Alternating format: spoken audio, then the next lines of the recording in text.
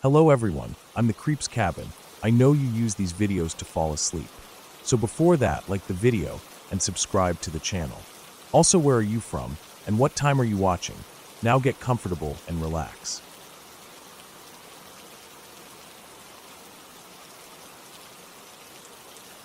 I remember that day so clearly because of how heavy the rain was falling. It was late morning or maybe early afternoon, but the clouds were so dark that it looked like it could have been evening.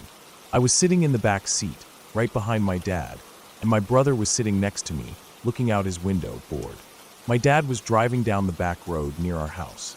That road had thick trees lining both sides and grass that grew so high in summer it almost reached the bottom branches of those trees. That day, though, all I could see was gray rain hitting everything so hard that the leaves looked like they were getting ripped off in clumps. The windshield wipers were going back and forth so fast I thought they would break off and fly into the woods. The sound of the rain on the roof was loud enough that it made my head feel stuffed up, like I was underwater. Every time a bit of hail hit the roof or the hood of the car, it sounded like rocks slamming down. My dad kept both hands tight on the wheel. He leaned forward a little, squinting out the windshield, trying to see the road ahead. The heater was blowing warm air, but the windows still had a layer of fog creeping in around the edges. I watched as he kept wiping it away with the back of his hand. The road curved gently left and right, the asphalt dark and shining like black glass under all that rain. Water was running down the sides of the road in little rivers, making the gravel shoulders look muddy and weak. The trees on the sides blurred into each other. It felt like we were driving through a never-ending tunnel of wet, heavy branches and green that almost looked black because of how dark it was outside.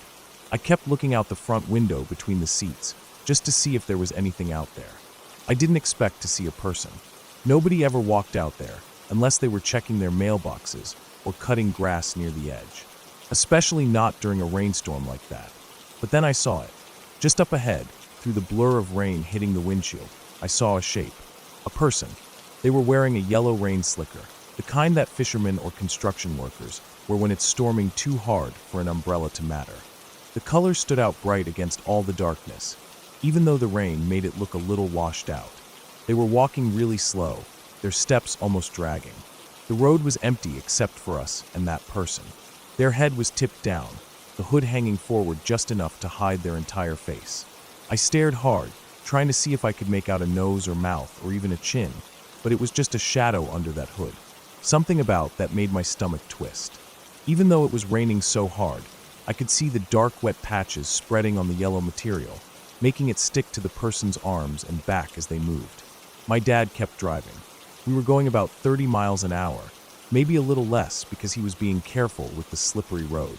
The person was walking on our side of the road, but facing the other way, so they were moving in the opposite direction as us. Their slow steps made them look like they were dragging themselves forward through thick mud, even though they were just on the shoulder. We were getting closer and closer. I kept staring, waiting to see them look up. I don't know why I wanted them to look up. Maybe because it felt so wrong that they hadn't yet. Like they didn't even care a car was coming up behind them. Like they didn't even notice. About 30 yards away from them, they suddenly stopped. They didn't turn around. They didn't shift their body to see us better. They just stopped walking.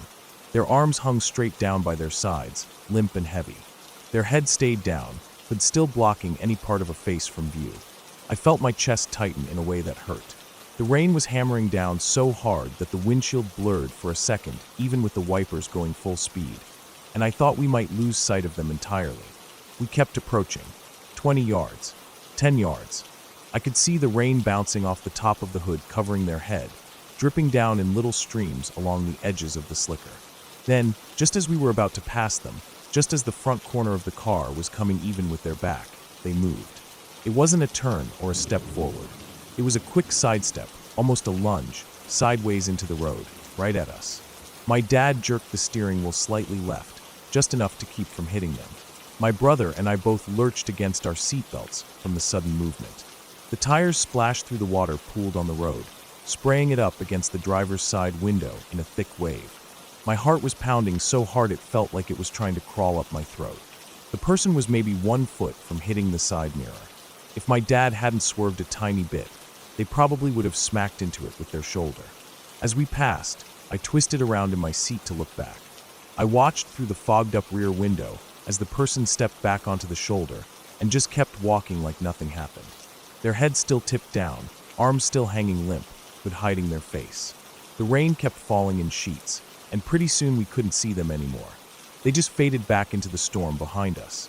I kept looking out the back window until the road curved slightly, and we lost sight of where they had been. My chest still felt tight. My breathing felt shaky. The heater was still humming in the car, warm air blowing into my face, but I felt cold all over.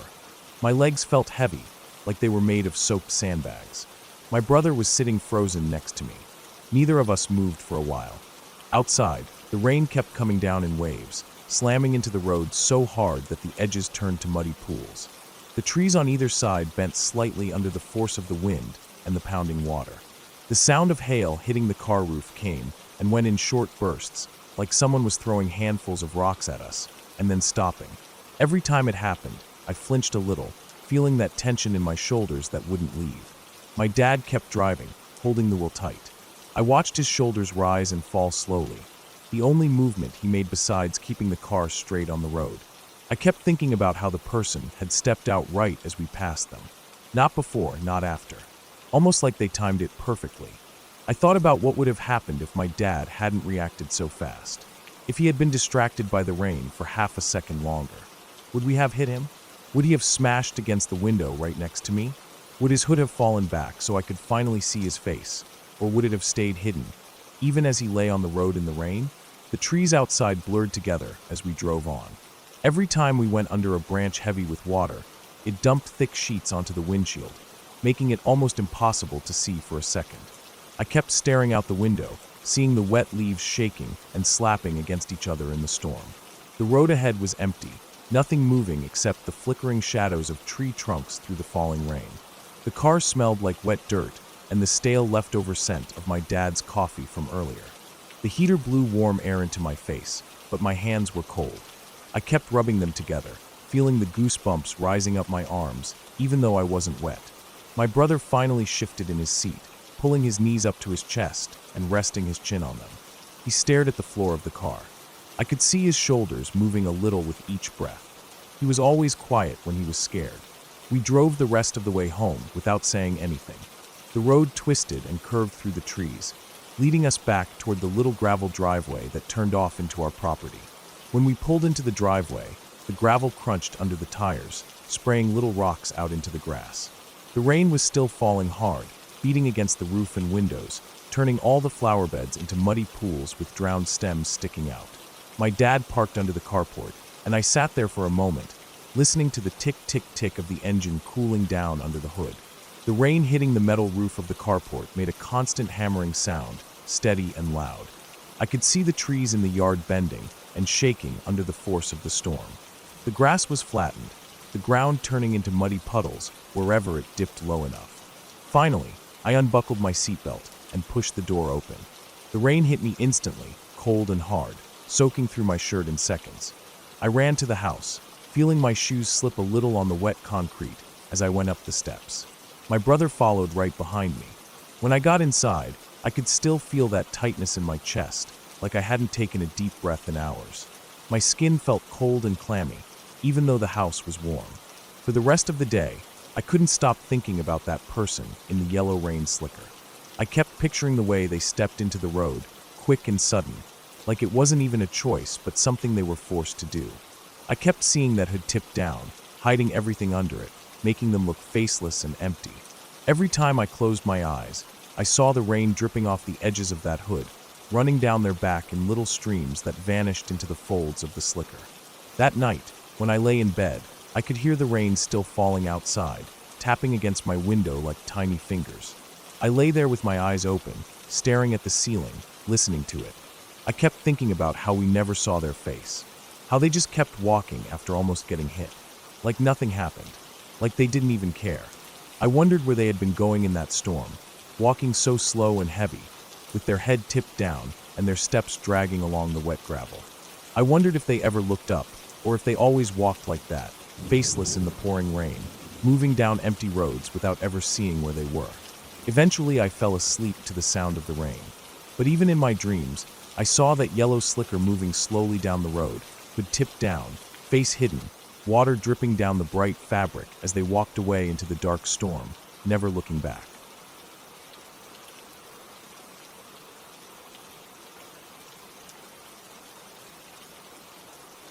When I think back to that night, it always feels like a memory that doesn't fit with the rest of my life.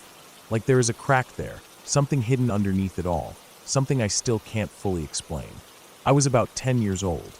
My dad and his friends had left early in the morning to go duck hunting, leaving while it was still dark, their voices low and rough as they moved around the kitchen and grabbed their thermoses and guns. I remembered lying there in bed, half awake, listening to the scrape of boots on the floor and the quiet coughs and murmurs as they prepared to leave. The door slammed softly behind them, and the house went quiet again except for my mother's footsteps as she locked up and went back to bed. The day itself was normal. I spent most of it playing by myself in the yard. I remember the grass was wet from the morning frost, and my shoes were soaked within an hour. I would kick at the clumps of dirt or watch the sparrows chase each other around the bare branches of the apple tree. It was late autumn, and the wind had a bite to it that went right through my little hoodie, so eventually I went back inside. My mom was making something in the kitchen that smelled like onions and garlic. I didn't feel hungry though, so I went to my room and lay on my bed, staring at the ceiling, tracing the small cracks in the paint with my eyes. I could hear the radio playing in the kitchen, some slow old song that sounded sad, even though I couldn't understand all the words. The smell of cooking onions filled the house until I almost felt sick from it. Dinner was quiet. My mom asked me a few times about school and what I did that day, but I just shrugged or said I didn't know. I was thinking about my dad and his friends out there in the marshes with their dogs and shotguns, the mud sucking at their boots, the cold wind blowing off the water.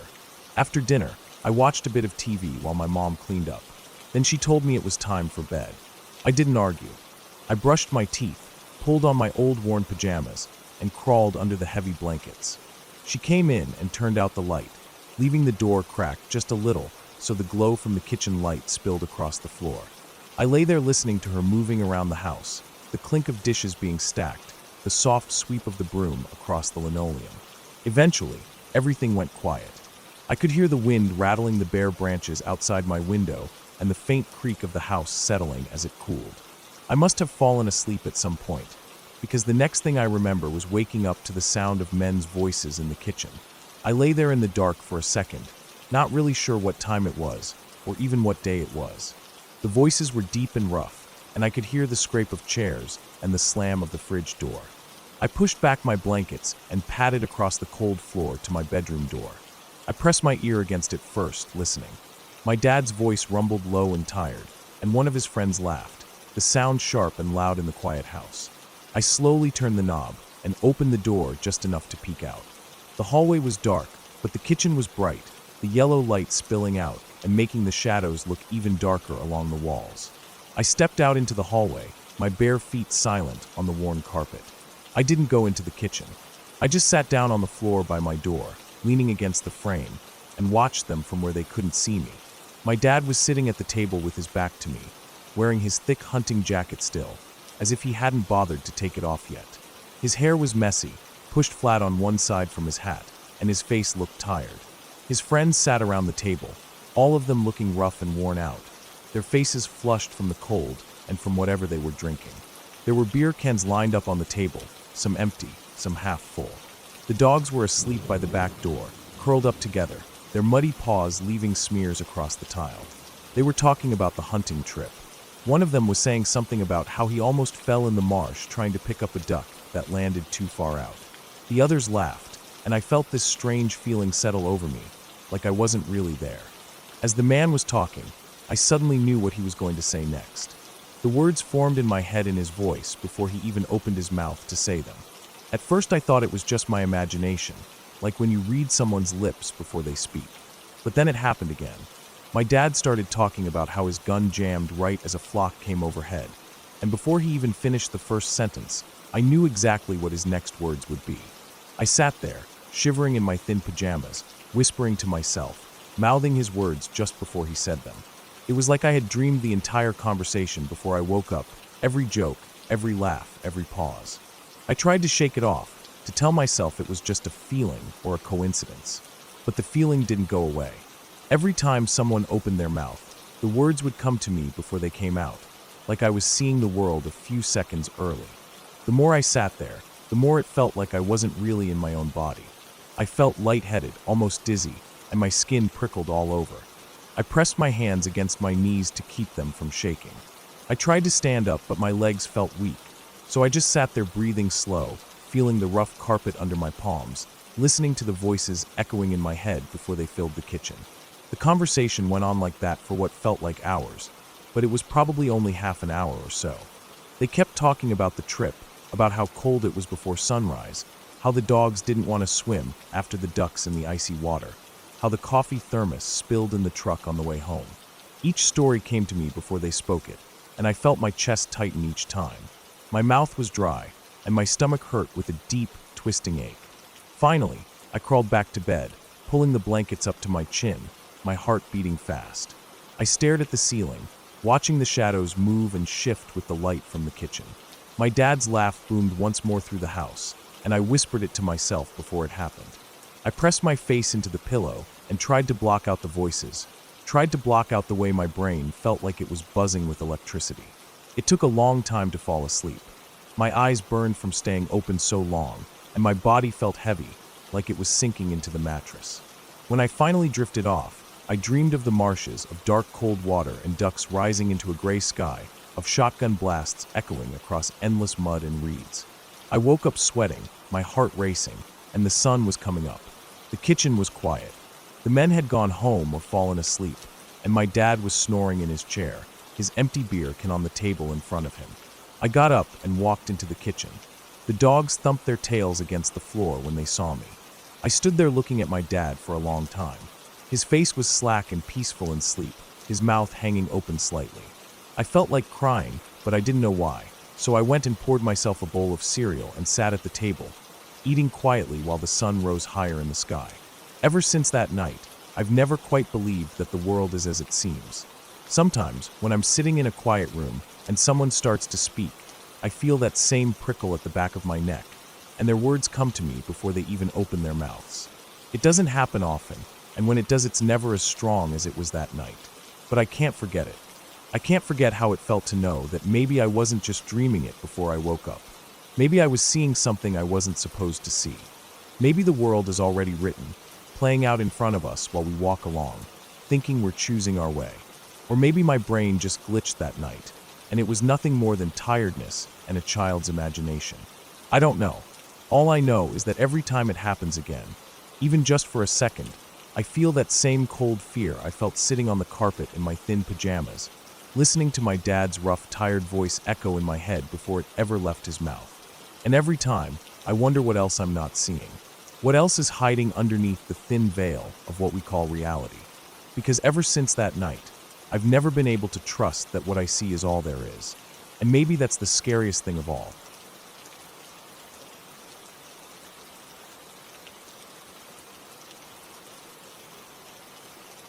When I was 14, Halloween meant a lot to me. It wasn't really about costumes or candy anymore. It was about feeling older, hanging out with friends after dark, having that little taste of freedom when parents didn't watch your every move. That year, my buddy Ryan invited a bunch of us over for a Halloween bonfire at his place. He lived out in a rural area about 20 minutes from town. His house sat on a couple acres of land surrounded by woods on two sides and open fields on the others. I always liked going there because you felt like you were far away from everything. I remember his dad had dragged out a bunch of old pallets and some big logs for the fire. Ryan had set up his Bluetooth speaker, and it was playing rap and rock songs, and some kids were sneaking sips of beer from cans hidden in their backpacks. The fire cracked and popped, sending little orange sparks up into the sky. It was cold that night, colder than usual for October, so everyone kept inching closer to the flames, even if their faces burned a little. At some point, after about an hour of hanging out, I needed to take a leak. I didn't feel like walking back inside the house and taking off my boots and everything, so I just told Ryan I'd be right back and headed off into the dark part of his yard. He had this big open mowed lawn that went on for a while, then it turned to taller grass and weeds, and after that the woods started. I didn't go into the woods, obviously, just stepped near some tall bushes by the edge of the grass. I unzipped and started peeing, watching my breath float out in front of me in the cold air. I remember thinking how quiet it felt away from the music and voices at the bonfire.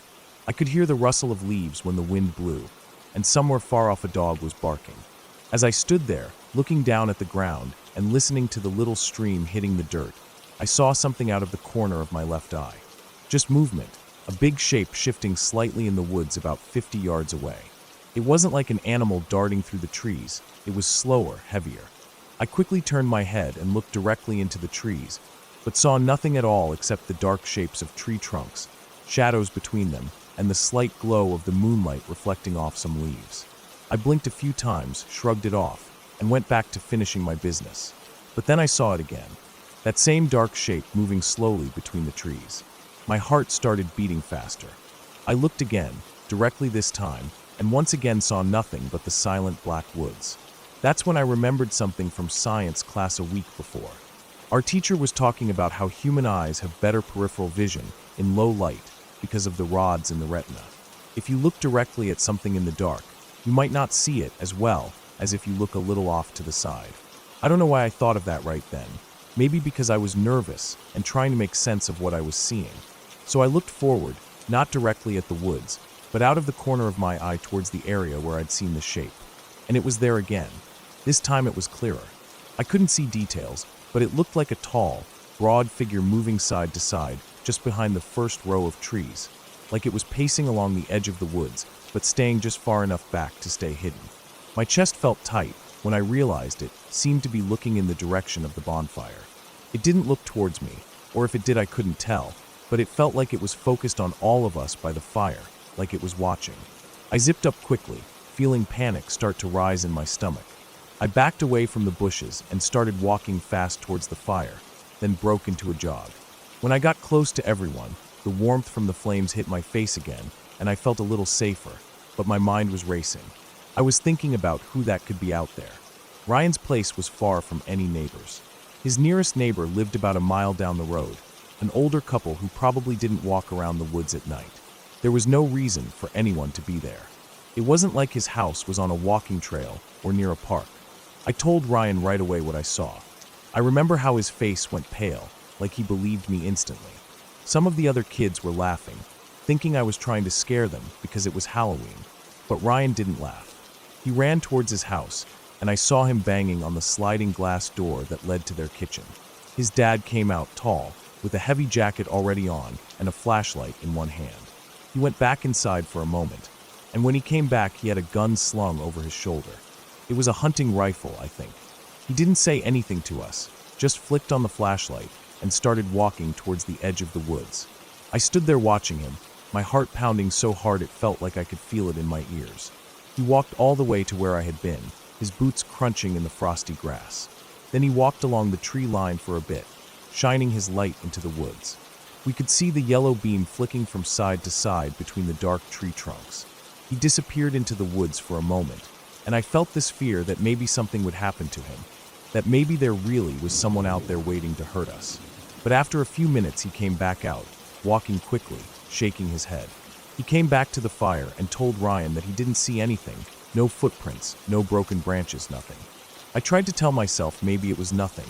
Maybe my eyes were just playing tricks on me in the dark. Or maybe it was an animal, and my brain just turned it into something scarier. But the way it moved, side to side like a person pacing, just didn't make sense. Deer don't do that. Coyotes don't do that. And it was big, too big to be a coyote. Even after his dad said there was nothing, I kept glancing back towards the woods every few minutes for the rest of the night, half expecting to see that figure standing there, closer this time, just beyond the glow of the firelight. We ended up staying out there until around midnight, telling scary stories, roasting marshmallows, and laughing nervously whenever the fire cracked too loudly. But even when we were telling stories, part of my mind stayed focused on that patch of woods. Every snap of a twig or rustle of a bush made me jump a little. When my mom came to pick me up around 12:30, I remember getting into the warm car, the heat blasting from the vents, and just staring out the window at the dark trees as we drove down the gravel driveway. I didn't say anything to her about what happened. I just watched as Ryan's house disappeared behind us, the orange glow of the dying bonfire getting smaller and smaller. For days after that, I kept thinking about it. Every time I closed my eyes at night, I saw that shape again, shifting slowly between the trees. I thought about how easy it would be for someone to hide out there, just standing in the dark, watching. No one would ever know they were there. I thought about how it could have been some random drifter or a hunter trespassing, or maybe someone who lived out there in the woods, someone who didn't want to be found. Or maybe it really was just shadows and my mind filling in the blanks. But the thing that bothered me the most was the feeling I had when I saw it. That gut feeling deep inside that it was watching us, that it was there for us. I don't know if instincts can always be trusted, but that night mine were screaming at me to get away, to run back to the fire, to stay near people. Years later, when I think about Halloween, I don't think about candy or costumes. I think about that cold October night standing alone in the darkness, hearing the wind rustle through the leaves, and seeing that tall shadow pacing slowly between the trees, just watching, silent and hidden, only 50 yards away. And I always wonder if it was just my eyes playing tricks on me, or if there really was someone out there in the woods, watching a bunch of kids by the fire, knowing exactly how far away to stand to stay unseen. That thought still gives me chills even now.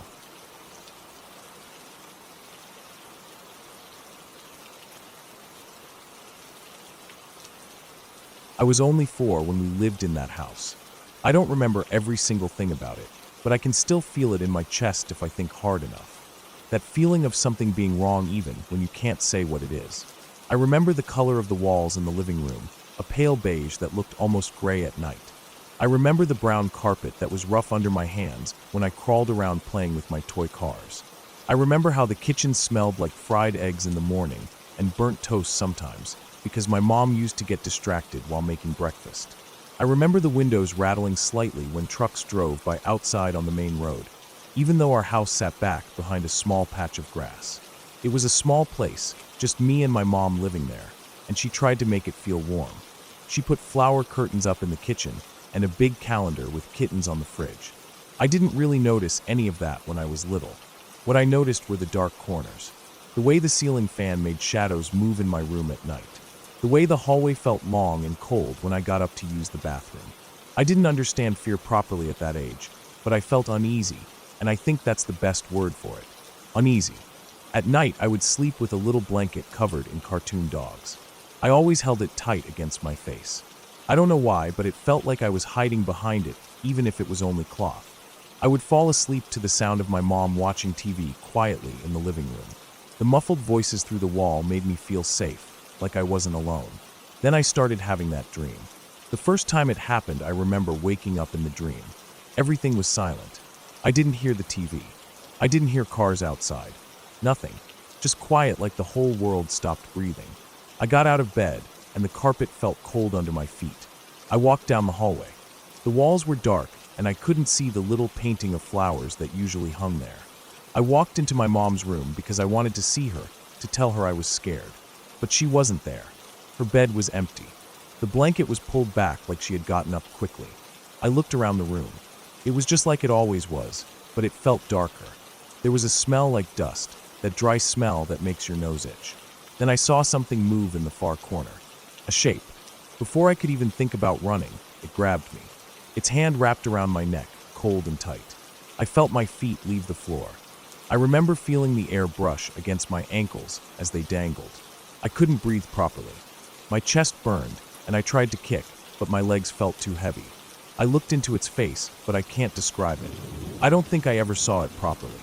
It felt like my eyes were blurring out the details to protect me. I just knew it was a man or a person or something shaped like a person.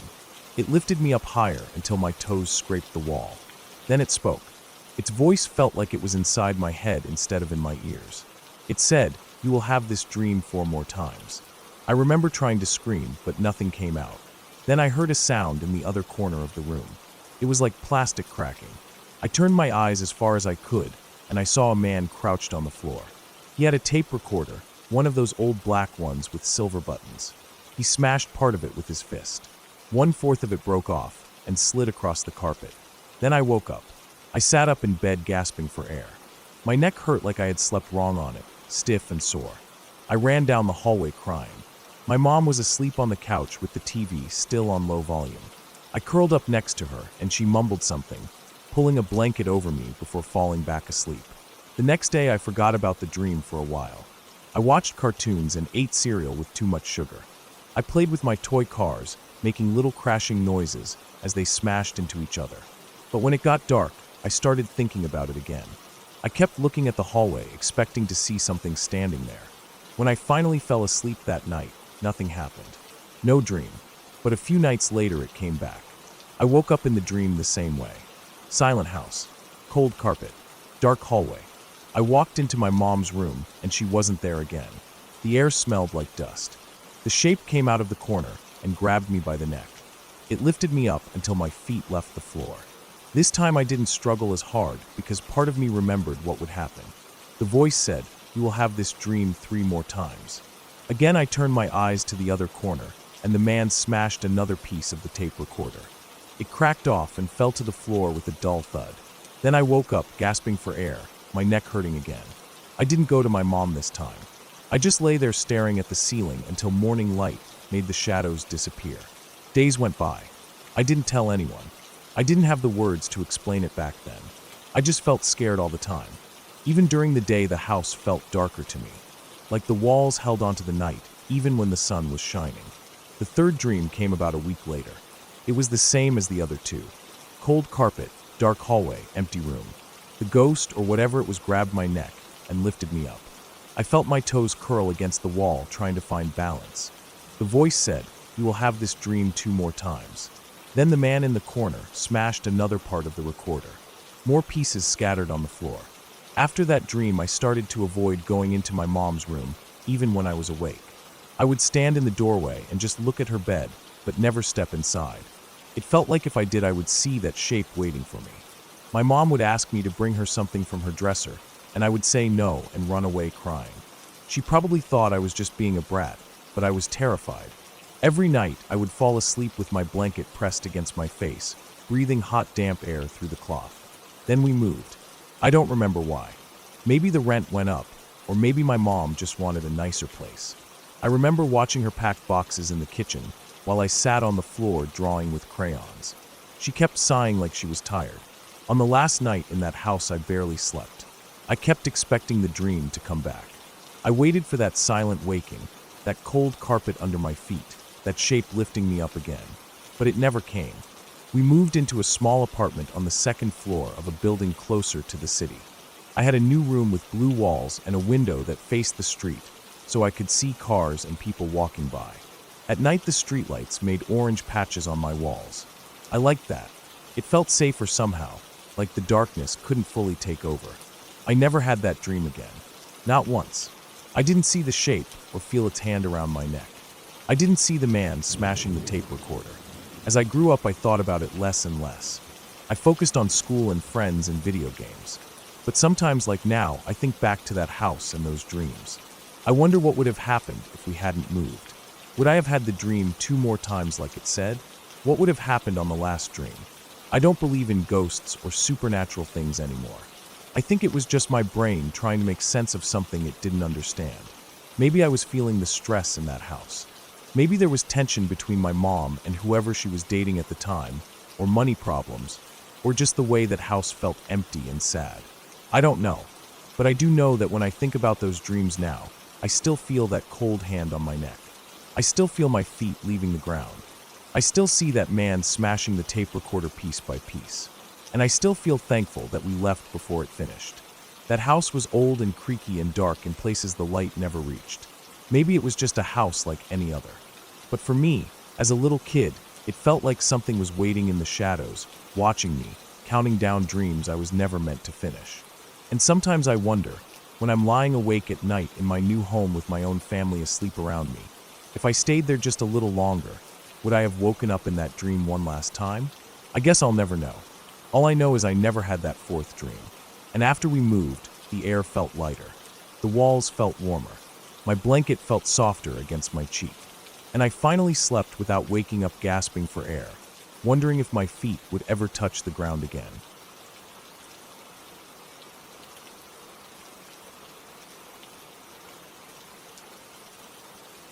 I still remember that night like it happened yesterday. I was 12 years old, and it was early October. The air was just starting to turn cold in southern Ohio. The leaves were dry and crunchy under my boots as I followed my uncle down the narrow deer path, deeper into the woods. He was in his late 40s then, strong and quiet, carrying his old .22 rifle across his chest. We were coon hunting, something I'd only done a few times before, but he went almost every weekend during fall. He always told me, "Pay attention to the dogs, they'll tell you everything about the woods." That evening started normal. We parked his old Ford by the logging road and walked down into the timber, the two redbone hounds at our feet, pulling hard on their leads. They were good dogs, tough, thick-headed, and loud when they treat a coon. Their names were Buster and Duke. I remember how their ears swung side to side as they trotted ahead, their noses glued to the leaves, tails whipping back and forth. I loved watching them work. Uncle would always say that a good dog was worth more than any gun you carried. We'd been out for maybe an hour, just the sound of the dogs rustling through the brush and the occasional hoot of an owl. The moon was hidden behind clouds, so the woods felt heavy and dark. My uncle carried a big old wheat light on his belt battery pack, and I had a small headlamp strapped around my wool hat. Every breath I took made a small fog in front of me, the air getting colder as the night went on. The dogs struck a trail down by the creek bottom. You could hear their balls echo off the hillsides as they opened up, noses down, chasing scent up along a ridge. Uncle just nodded and smiled. We followed them uphill through a stretch of oaks and hickories, stepping over fallen logs, trying not to slip on slick leaves. The trees were packed close, and I kept my light low to see where my boots landed. The smell of wet dirt mixed with rotting leaves filled my nose. There was something about that smell that always made me feel alive, like I was somewhere real. We came up to a flat shelf on the ridge where the dogs suddenly went silent. It was so quick it made me stop dead in my tracks. 1 second they were bawling like mad. The next there was nothing but my uncle's boots crunching behind me. He whispered for me to stay put and walked ahead to where Buster and Duke stood frozen. But before he got to them, something changed in the air around us. First, it was the light. A weird pale light, almost blue-white, lit up the woods all around like someone turned on a giant fluorescent lamp above the trees. I could see every leaf, every branch, the bark on each tree glowing in that light. It wasn't coming from a single spot, just sort of floating everywhere. I looked up but didn't see anything in the sky. I tried to see if it was moonlight breaking through the clouds, but there were no shadows like moonlight makes. Everything just glowed. Then the noise started. It wasn't loud at first, just a low hum that felt like it came from the ground itself. I could feel it in my boots, in my knees, in my chest. It got louder and louder until it was vibrating my teeth. I felt like my head was going to burst open. I wanted to cover my ears, but my arms wouldn't move. I realized then that I couldn't move anything. My neck, shoulders, fingers, everything felt locked up. I tried to call out to my uncle, but my mouth wouldn't open. I remember feeling my heart pound, so hard I thought it was going to stop from the pressure. The dogs were laying down flat on the ground. They weren't barking or growling. They weren't even whining. They were crying, this soft, scared yelp I'd never heard from them before. These were dogs that chased bears up in West Virginia with my uncle's friends. They weren't afraid of anything in these woods. But right then, they were shaking and trying to bury their heads under leaves, their tails curled tight under their bellies. That fog rolled in while I was still stuck there. I don't know where it came from. It moved in fast, from every direction at once, like smoke pouring over the forest floor, thick and cold. It wrapped around my legs, then up to my chest, and I could feel the wet chill sinking into my jeans and coat. It smelled like wet gravel and old moss. My teeth started chattering, but I still couldn't move. I could see my uncle standing about 10 feet ahead, frozen just like me. His eyes were wide, and he was looking all around, trying to see where the noise and light were coming from. Then, as fast as it came, it stopped. The light shut off like someone flipped a switch, and the noise went silent. The fog was gone too. 1 second it was there, thick around my chest. The next it was clear, and the woods were dark again. I stumbled forward a step when my legs started working, and I almost fell onto my knees. My chest hurt from how fast I was breathing. I turned my headlamp back on, and its weak yellow beam seemed so small compared to that pale glowing light from before. My uncle was standing still, staring at the ground, his rifle hanging loose at his side. He looked up at me with this pale face, his mouth open like he was about to say something, but no words came out. I felt my stomach twist up inside. The dogs were still laying down, crying. When we called them, they wouldn't stand at first. Their tails were between their legs, and they crawled over to us on their bellies like they'd been beaten. Even after Uncle clipped their leads on, they kept trying to hide behind us, shaking so bad their teeth were clicking. We didn't stay out after that. Uncle just turned and started walking back to the truck, fast, almost running, dragging the dogs along behind him. I had to jog to keep up, my small legs getting tangled in blackberry vines and roots as we pushed through the brush. The woods were silent the whole way out. No owls, no bugs, nothing. Just the sound of our boots and the dogs whining as they tried to walk as close to our legs as they could. When we got back to the truck, he loaded the dogs without a word, and we climbed in. The heater was blasting, but I still felt cold, like that fog had soaked into my bones. Uncle's hands were shaking on the steering wheel, so bad he almost dropped his cigarette when he lit it. He didn't say a thing the whole drive home. I kept looking out the window into the trees, half expecting to see that pale light floating through the woods behind us. But there was only darkness, the kind of darkness you get way out there where there are no houses or road lamps. When we pulled up to his driveway, he turned off the truck and sat there with the engine ticking as it cooled. He didn't look at me, just kept staring out the windshield into the dark yard. I sat there, feeling like my chest was still vibrating from that noise. Finally, he told me to get my stuff. I grabbed my headlamp and gloves, and we went inside. Aunt Carol was already asleep. I washed my hands in the kitchen sink, staring at the muddy water swirling down the drain, thinking about that fog and how cold it felt on my skin. I lay awake that night on the old pull-out couch in their living room, listening to the redbones whimper in their kennels outside. They usually barked at every raccoon or stray cat that crossed the yard at night, but they were silent, except for those sad little whines every so often. I didn't sleep much. Every time I closed my eyes, I saw that pale blue light filling the woods, and I felt that heavy humming in my bones again. In the morning, Uncle acted like nothing happened. He poured coffee, made scrambled eggs, and fed the dogs. But I noticed he kept looking out the kitchen window towards the woods, staring off like he was thinking hard about something. When he dropped me off at home, he ruffled my hair and told me he'd call when he was going hunting again. But he never did that fall. He didn't go out again for a long time. And those dogs, they never hunted the same after that night. Before, they'd rip your arm out of its socket trying to chase a trail, but after that, they hung back, tails low, ears down. A few months later, he sold them to a friend down in Kentucky. I've thought about that night a lot over the years. I'm in my 30s now, and I've been out in those woods plenty of times since. I've seen bobcats scream at dawn and watched coyotes circle a kill site. I've heard trees explode from lightning strikes so close it made my hair stand up. But I've never felt that frozen, heavy fear again, not like that. I don't know what it was. Some folks say there's weird stuff that happens in the hills of southern Ohio. Old mining shafts collapsing, natural gas pockets catching fire, military planes running low drills without lights. I've heard it all. All I know is that something happened that night that scared my uncle and those dogs worse than any bear or cat ever could. Something I couldn't see, couldn't touch, but it pinned me down and made every part of me feel like it was about to break apart. And when I think back to that night, the thing that scares me the most isn't the light or the fog or the noise. It's how quick it all happened, and how quick it left, like it was never there at all. But I know it was. The dogs knew it too.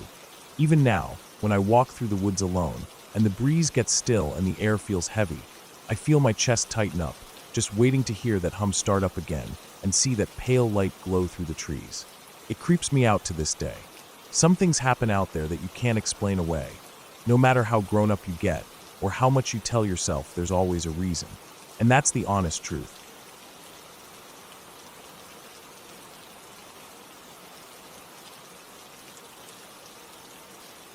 I woke up at around 5 in the morning that day. I wasn't planning anything special, just felt like getting out early and heading into the forest behind my small rented house. The place I lived in was quiet, surrounded by trees, with only 2 other houses within half a mile. I always liked that silence. Some mornings I would hear owls, sometimes a coyote howling far off, and once I saw a deer standing in my driveway just before sunrise. It always felt peaceful. That morning I decided to walk deeper into the woods behind my house, farther than I usually went. I grabbed a thermos of coffee, put on an old faded brown hoodie and some black sweatpants, and tied my shoes tight. The grass was still wet with dew, and the air smelled like damp earth, that cold, fresh smell you get when you step out before sunrise. I walked down the narrow dirt path that started behind the shed, stepping around some thistles and weeds, feeling the cold air cut against my face. The path curved around some big bushes, and I had to duck under low branches a couple of times. The sun hadn't come up yet, but the sky was getting a dull gray, that early dawn light where you can't really see colors properly. I kept walking, sipping my coffee. I passed an old fallen tree I always saw when I went for short walks. But today I kept going past it. The ground there started sloping down, and the dirt felt looser under my shoes, almost sandy. My breath felt heavy because of the cold, and every time I exhaled it turned into mist that drifted behind me. I kept walking until I couldn't see my shed anymore, even if I turned around. It felt quiet out there, too quiet. There were no birds yet, no squirrel sounds, nothing. Just that damp, cold silence. I felt a weird tightness in my chest, but ignored it. I thought maybe I just wasn't used to walking this far in the morning cold. After maybe 20 minutes, I saw a strange trail heading off to my right. It wasn't really a proper trail, more like flattened grass and broken branches, as if an animal or something heavy had gone through there recently. I stood there for a minute looking down it, sipping what was left of my coffee. I wasn't planning to go down it.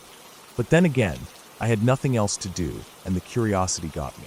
I stepped off the dirt path onto that flattened grass. The trees grew closer together here. Branches brushed against my hoodie and snapped under my shoes. The ground was uneven and sloped down more sharply. I could see deep ridges in the dirt, maybe from rainwater runoff or animals digging. The air smelled different there, almost rotten, like wet old wood or something dead. I kept walking, trying not to slip on the loose dirt. My shoes kept getting caught on small roots, and I had to balance myself by grabbing tree trunks as I moved down the slope. After a while, I reached a small clearing, probably 30 feet wide. There was a massive old tree in the middle with thick gnarled roots sticking out of the ground like giant veins. Around the base of the tree was a pile of broken branches, old dry leaves, and some bones. At first I thought they were just animal bones, but as I got closer I saw a larger piece that looked like a femur.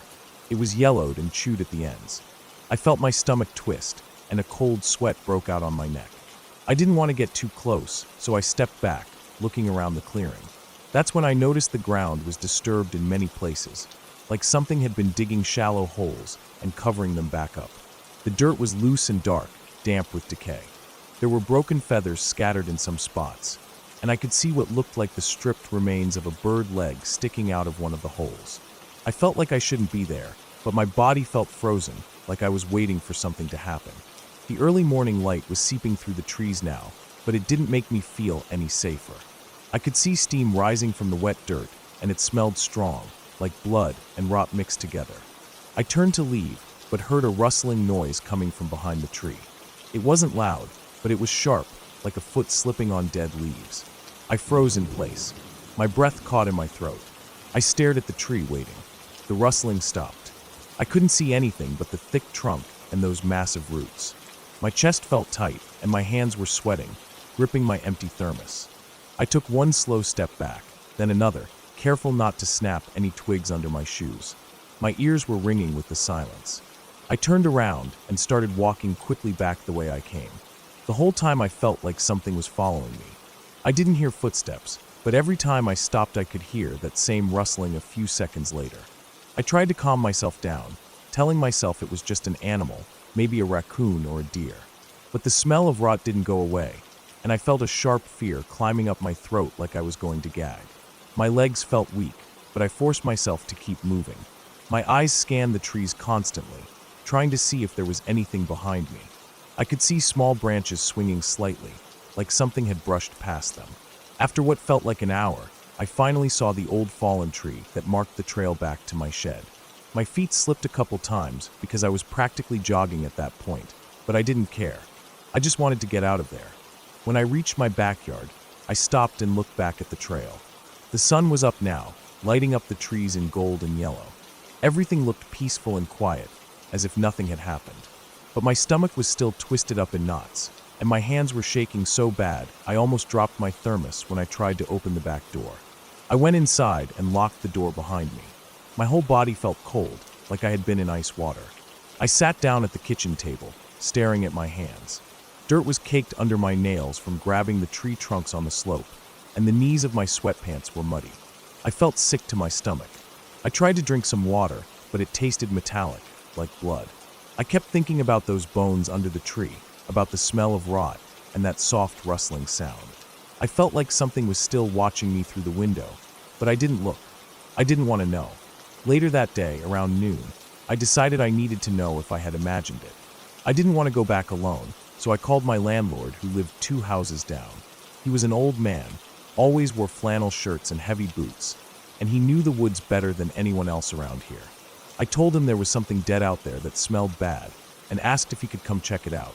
He grumbled about people leaving garbage in the woods, and agreed to come over in an hour. When he arrived, he had his old hunting rifle slung over his shoulder. I didn't think we needed that, but I didn't say anything. We walked back down the trail together. I stayed behind him, feeling my chest getting tighter with every step. When we reached the slope that led down to the clearing, I could already smell it again, that strong, rotting meat smell that made me want to gag. The old man stepped down the slope carefully, keeping his rifle ready. When we reached the clearing, he stopped dead in his tracks. I saw his shoulders stiffen.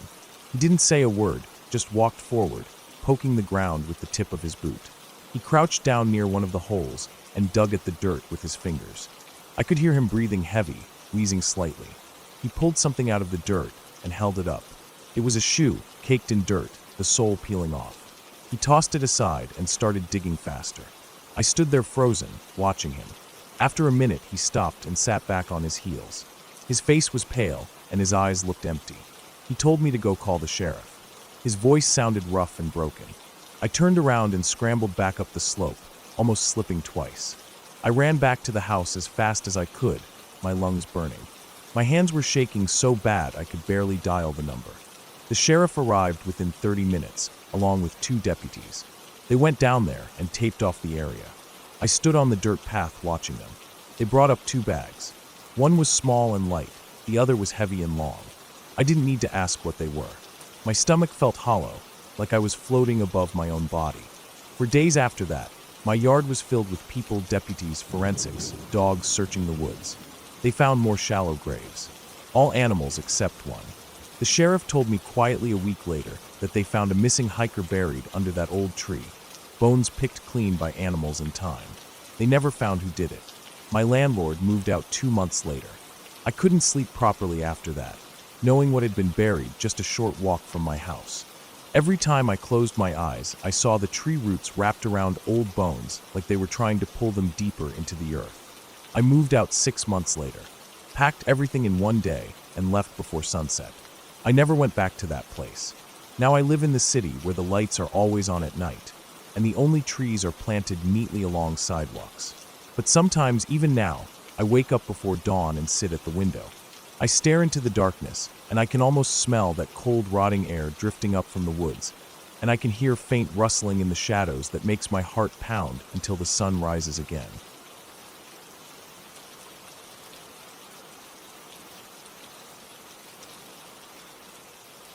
I woke up before sunrise because I couldn't sleep well the night before. I had been planning this solo camping trip for a while, and even though I was excited, I felt nervous. I packed my old backpack the night before with my small stove, a pot, 2 packs of noodles, a bag of rice, and some eggs wrapped in newspaper so they wouldn't break.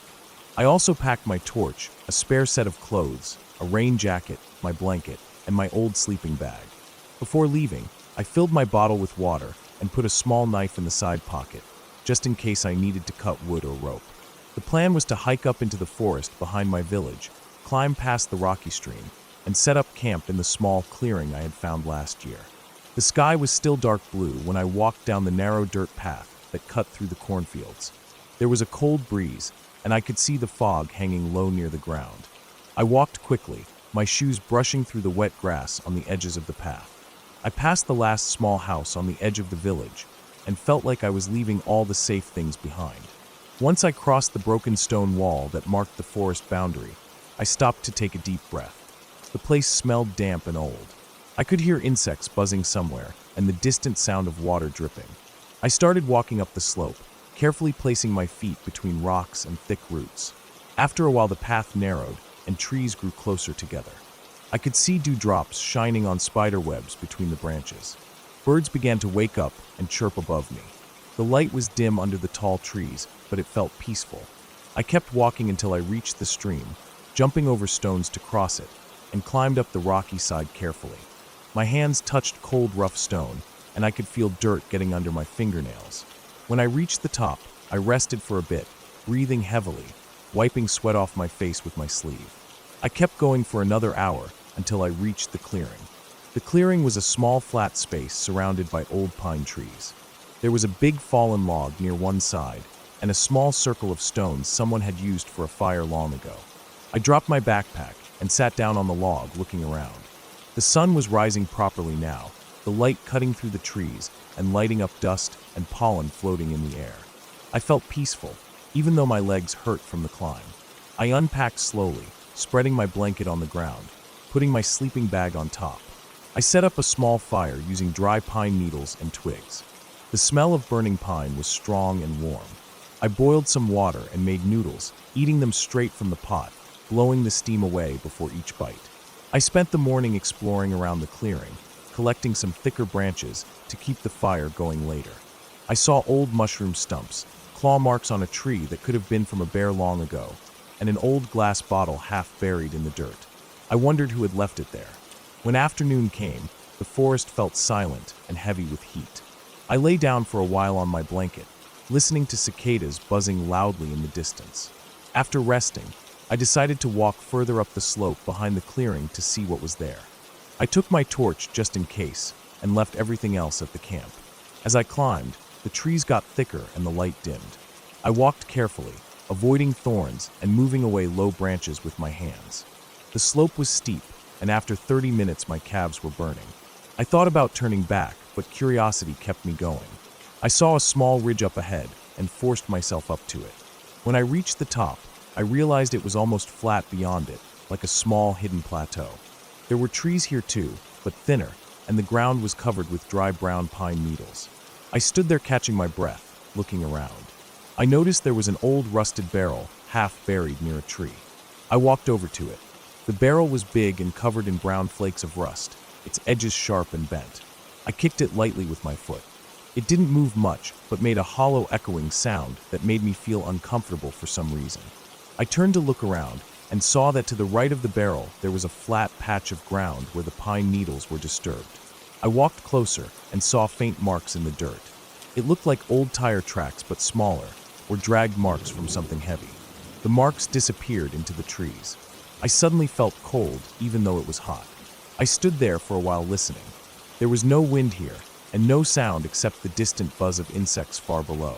I felt a prickle on my neck, like I was being watched, but I forced myself to calm down, telling myself it was just the silence making my brain panic. I decided to follow the marks. They curved around some trees and went downhill slightly, then disappeared behind a thick cluster of bushes. I pushed the bushes aside with my hands and froze. Behind them was a small clearing hidden in the trees. In the middle of the clearing was a wooden box. It wasn't buried. It was sitting directly on the dirt, and it was about 3 feet long. The wood was old and dark with black metal corners. There was no lock, only a rusty latch. I stood staring at it, feeling my heart beating in my ears. For a moment I thought about opening it, but something in my stomach told me not to. I stepped closer. There was a faint smell coming from the box. It was like old rotten cloth mixed with damp wood. My mouth felt dry. I reached down and touched the lid with my fingertips. The wood felt soft and moist. I stood up straight again, feeling my legs shaking slightly. I realized I was holding my breath. I forced myself to breathe slowly. I backed away from the box. The smell seemed stronger the closer I got to it. I looked around the clearing again. The bushes hid it well from view. The ground here was trampled and broken in places, like people had walked here many times. I thought about who would bring a box like that all the way up here. It wasn't a hunter's box. It wasn't a storage crate. It looked almost like a coffin, but smaller. I felt sick thinking that. I turned around and walked away quickly, pushing branches aside roughly. I didn't look back. I kept walking downhill until I reached the ridge, then down the slope towards my camp. When I reached my clearing, I felt relief wash over me. I drank some water and poured some on my face, trying to wash away the fear. My hands were trembling slightly. I sat on the log and stared at the trees. The sun was dipping lower now, and the shadows grew long and sharp. I kept thinking about that box. I told myself to forget it, that it wasn't my problem, that I didn't need to know what was in it, but my mind kept thinking about it. I decided I would pack up and leave first thing in the morning. I didn't want to be near that place in the dark. I made rice for dinner, adding an egg into the pot to boil. I ate slowly, chewing each mouthful while staring into the fire. As the darkness came fully, I put on my jacket and zipped myself into my sleeping bag. I left the fire burning low and lay listening to the sounds of the forest. Crickets chirped softly. Branches creaked far away. I could hear my own breathing loud in my ears. I closed my eyes, trying to sleep, but every time I drifted off I saw that box again in my mind, sitting silently among the trees, hiding its secret. I woke up with a start in the middle of the night. I didn't know what had woken me. The fire had burned out completely. The forest was silent. I could hear my heart thudding in my chest. I lay still listening. Then I heard it, a faint sound coming from the trees beyond the clearing. It was like a soft dragging sound. I felt cold sweat break out across my forehead. The sound continued for a while, then stopped. I lay there staring into the darkness, my eyes wide open, every muscle in my body tense. After a long time, I didn't hear anything else. I stayed awake until dawn, shivering slightly in my sleeping bag, even though it wasn't that cold. As soon as the sky turned pale blue, I packed up quickly. I stuffed everything into my backpack without folding it neatly like I usually do. I poured dirt over the remains of the fire and kicked leaves over it. Then I put my backpack on and started walking down the slope towards the stream. I didn't look back at the clearing. I didn't look back at the trees behind me. When I crossed the stream, I felt like I could breathe again. The sunlight was coming through the trees now, and it felt warm and alive. I walked quickly, my legs feeling weak, but desperate to get out. When I reached the edge of the forest and stepped back onto the dirt path near the fields, I felt relief wash over me so strongly I almost cried. I looked back once at the trees swaying gently in the morning breeze. They looked peaceful and calm, hiding everything beneath their branches. I walked home slowly, feeling each step heavy and tired. When I reached the village, I went straight to my room and lay down on my bed, staring at the ceiling. I didn't tell anyone what I saw. For days afterwards, I kept thinking about it, seeing that dark box in my mind. I thought about what could have been in it. A body, old clothes, tools, something hidden or something abandoned. I realized that not knowing was what scared me the most. I never went back to that part of the forest again. I kept to the lower trails near the stream after that. Even now, whenever I go camping or walk alone in the woods, I think about that morning. I think about how peaceful the forest looked from the outside, and how deep inside it hid things I didn't want to find. I think about that dragging sound in the night, and the smell of rotten cloth coming from the box. It taught me that the forest is not just beautiful and quiet. It holds secrets buried under its fallen needles and hidden behind its thick bushes. Some secrets are better left alone. I don't need to know everything. Sometimes it's safer not to.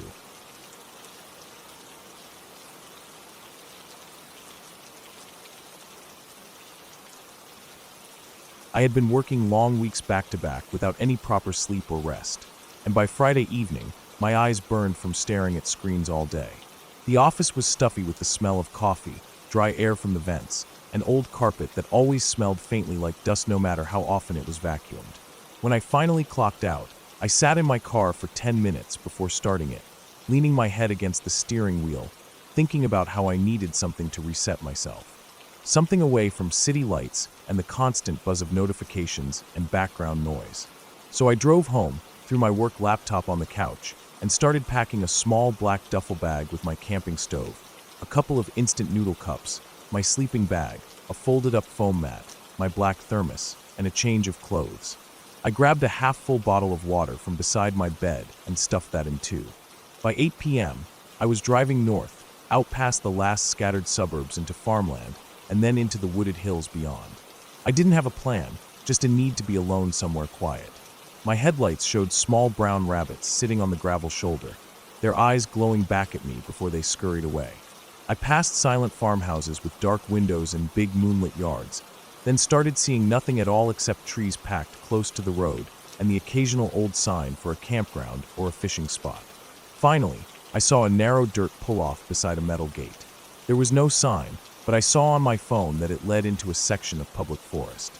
I parked and got out, pulling on my old army surplus backpack and swinging the duffel bag over my other shoulder. The air felt warm and damp, and everything smelled like pine needles and mud. My boots crunched on gravel as I stepped over the gate.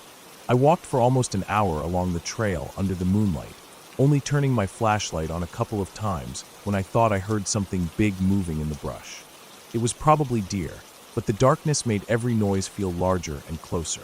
Eventually, I found a flat area beside a fallen tree.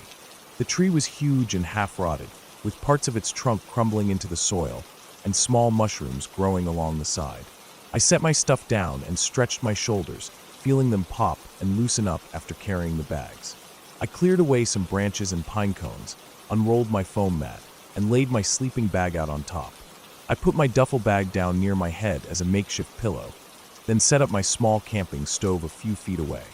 I boiled water in my thermos and poured it into an instant noodle cup, stirring the dry noodles until they softened and the smell of broth rose into the cool night air. I sat there, cross-legged in my sweatpants and hoodie, eating the noodles slowly, listening to the faint chirps of crickets and the breeze moving through the treetops. I could hear the faint rush of a creek somewhere far below me down the slope. After I ate, I put everything back into the duffel, zipped it up, and crawled into my sleeping bag. I lay there looking up at the small circle of sky above, framed by the tall pine trunks, until my eyes grew heavy. I must have fallen asleep because I woke up hours later, cold and stiff. I checked my phone. It was 2:41 a.m. My neck felt damp with sweat, but the air was chilly against my face. I pulled the sleeping bag tighter around my shoulders. Everything was silent, except for a soft rustling somewhere behind me. At first I ignored it, assuming it was a raccoon or possum moving around, but it kept happening, stopping, then starting again in short bursts. I turned onto my side, my sleeping bag crinkling loudly, and I stared into the darkness. The fallen tree beside me looked black and huge under the moonlight. I could hear the rustling again, closer this time, but then it stopped. I lay there listening hard, my eyes wide open now, my breathing quiet. A breeze passed through the trees, making the branches sway and whisper, and I thought maybe it had just been the wind pushing dead leaves around. I closed my eyes again, trying to relax. My chest felt tight. I tried to think about work or something boring to distract myself. Then I heard it again, this time a long dragging sound, like something being pulled through the dirt and leaves. It was coming from the trail I had walked in on. My throat went dry. I stayed completely still. I could hear my own heartbeat in my ears, loud and fast. The dragging stopped and I waited, counting the seconds. 1, 2, 3, 4, then nothing. The breeze blew past again, cold on my cheek. I told myself it was probably an animal carrying something heavy. Maybe a coyote dragging a dead rabbit. I shifted my legs a little to get comfortable, trying to push away the feeling of fear tightening around my stomach. I closed my eyes again, but soon I heard footsteps crunching on the gravel trail. Slow, heavy footsteps. One pause, then another. I opened my eyes and stared up at the sky. My breath was shaking now. The footsteps stopped, then I heard them again, off to the side, moving into the brush. They were closer than before, maybe only 20 feet away now. I lay completely still inside my sleeping bag, holding my breath so I could hear better. The steps were uneven, shuffling, like someone dragging a leg. The brush rustled softly, then went quiet again. My arms felt numb from being pinned under the sleeping bag. I wanted to move, but I didn't want to make any noise. I lay there listening for what felt like forever, the cold ground pressing against my back, my shoulders tense and aching. Finally I heard it again, this time right at the edge of the small clearing where I was camped. It sounded like breathing. Slow, ragged breaths. In and out, almost like someone trying to catch their breath after climbing a hill. I felt sweat run down my temple, even though the air was freezing now. I stayed still, just listening. The breathing continued, and I could hear the faint crunch of dirt, as if it was shifting its weight from one foot to another. I waited for it to move away, but it didn't. It just stayed there, breathing, standing in the darkness. My mouth felt dry and my tongue felt heavy. My heart was beating so hard it hurt my chest.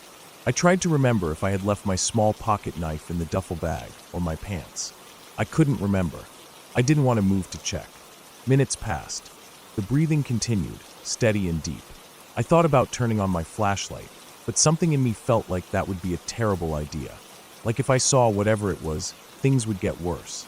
I thought about how no one knew where I was, that my phone had no signal here, and that if anything happened no one would find me for days.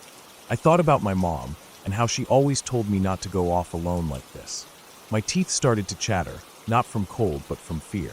Then suddenly the breathing stopped. I waited, straining to hear any noise, but there was nothing. The forest was silent again, like it had been before. I lay there for a long time, maybe half an hour, before I finally let myself breathe deeply again. My body felt heavy and sore all over. I stayed awake until the first faint glow of dawn began to push through the trees. Only then did I unzip my sleeping bag and slowly sit up, my back cracking from being stiff all night. I looked around. Everything was still and quiet. There were no footprints in the dirt near my sleeping area, but the leaves near the edge of the clearing were disturbed, pushed aside in a narrow path leading back to the trail. I packed up my sleeping bag and mat with shaking hands. I didn't bother to eat breakfast or even use the stove again. I stuffed everything into my duffel and backpack, slung them over my shoulders, and walked back down the trail as fast as I could, feeling like eyes were on me the entire time. When I reached the gate and saw my car sitting there in the morning light, my chest felt lighter. I threw my bags into the back seat and sat behind the wheel, locking the doors immediately. I sat there for a few minutes before starting the engine, staring at my reflection in the rearview mirror. My face was pale, with dirt smudged on my forehead, and my eyes were bloodshot. I drove home in silence. All the way back, I kept looking in the mirror, half expecting to see someone sitting in the back seat or walking along the roadside behind me. When I got home, I took a long hot shower and sat on the edge of my bed, staring at the floor. I thought about how easy it is to forget how vulnerable we are when we're alone in the woods at night, far from houses and streetlights and other people. I thought about what I heard breathing so close to me, and how it stood there for so long. I never went back to that forest again. Every time I think about it, I remember lying there in the dark, feeling my heart pound so hard I thought it would explode, listening to that ragged breathing in the shadows just a few steps away, and knowing there was nothing I could do if it wanted to come closer.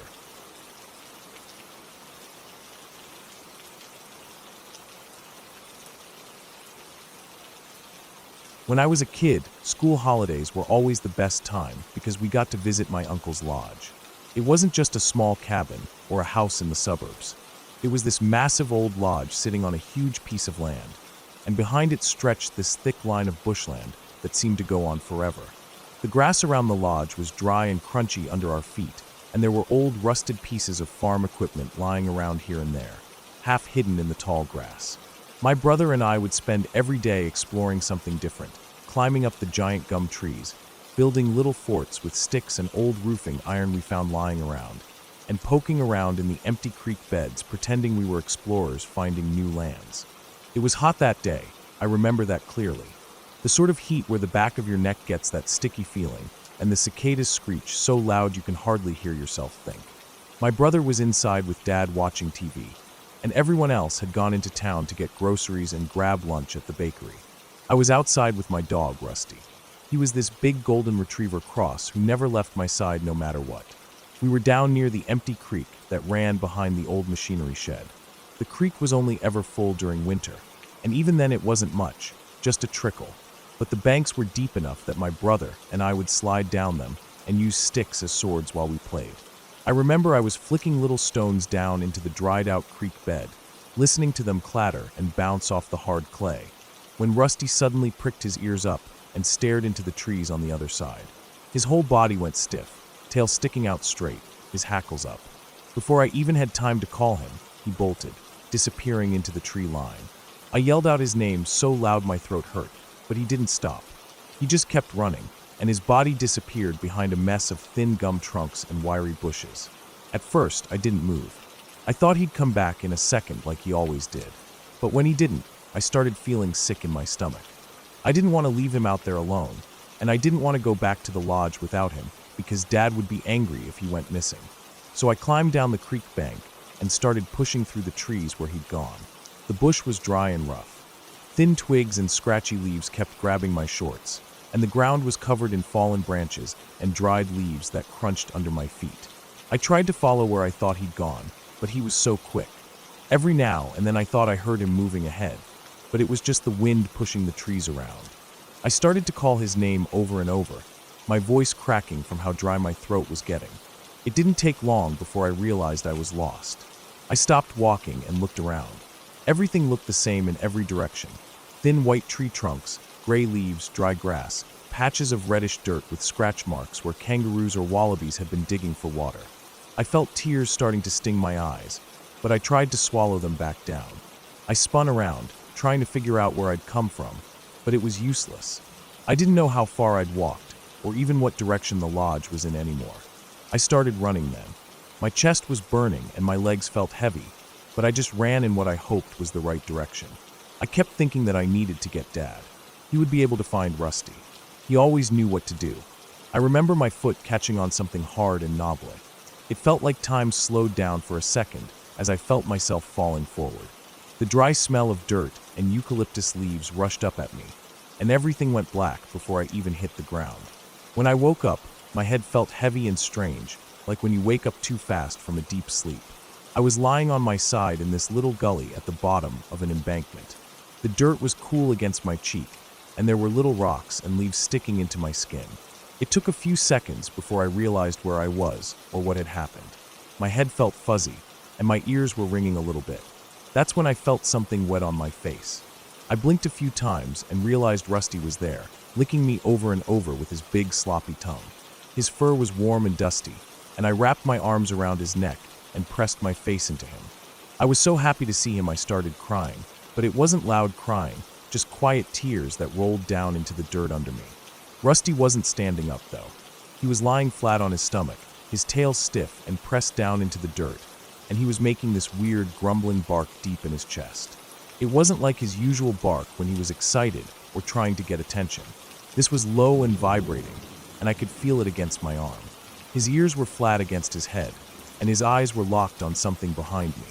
My stomach clenched tight, and I rolled over to see what he was looking at. There was a man standing there, just on the edge of the gully under the trees. He wasn't that tall, but he looked strong.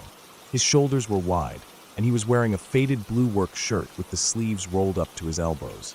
On his head was this old cowboy hat, the kind you see in movies, but it had a big chunk missing from one side like something had bitten a piece out of it.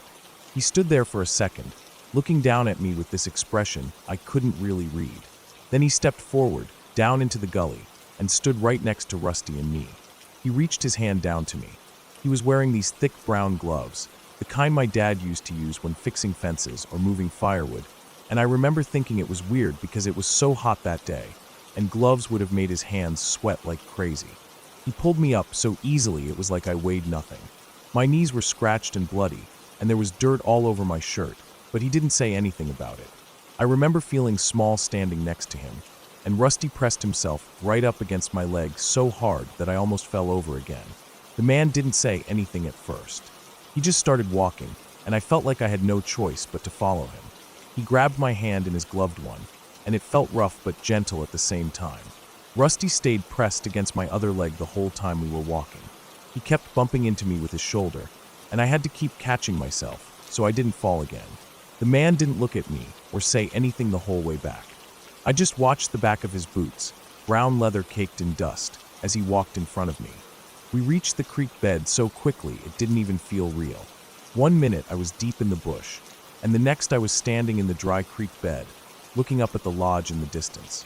I could hear Dad calling my name from up near the veranda, telling me dinner was ready.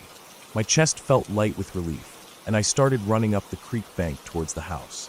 Rusty sprinted next to me, barking like he always did when we were going back inside. Just before I reached the house, I stopped and turned around. I wanted to say thank you to the man for helping me, but when I looked back down the creek, there was no one there. It was just empty.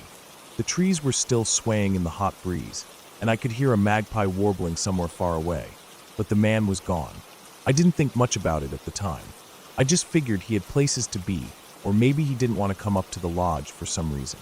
A few days later, Mom took me into town to get some groceries and pick up a parcel from the post office. It was one of those little country town supermarkets that sells everything from bread to fishing rods to kids' toys. I was wandering around near the counter while Mom was paying for everything, looking at the old photos on the wall.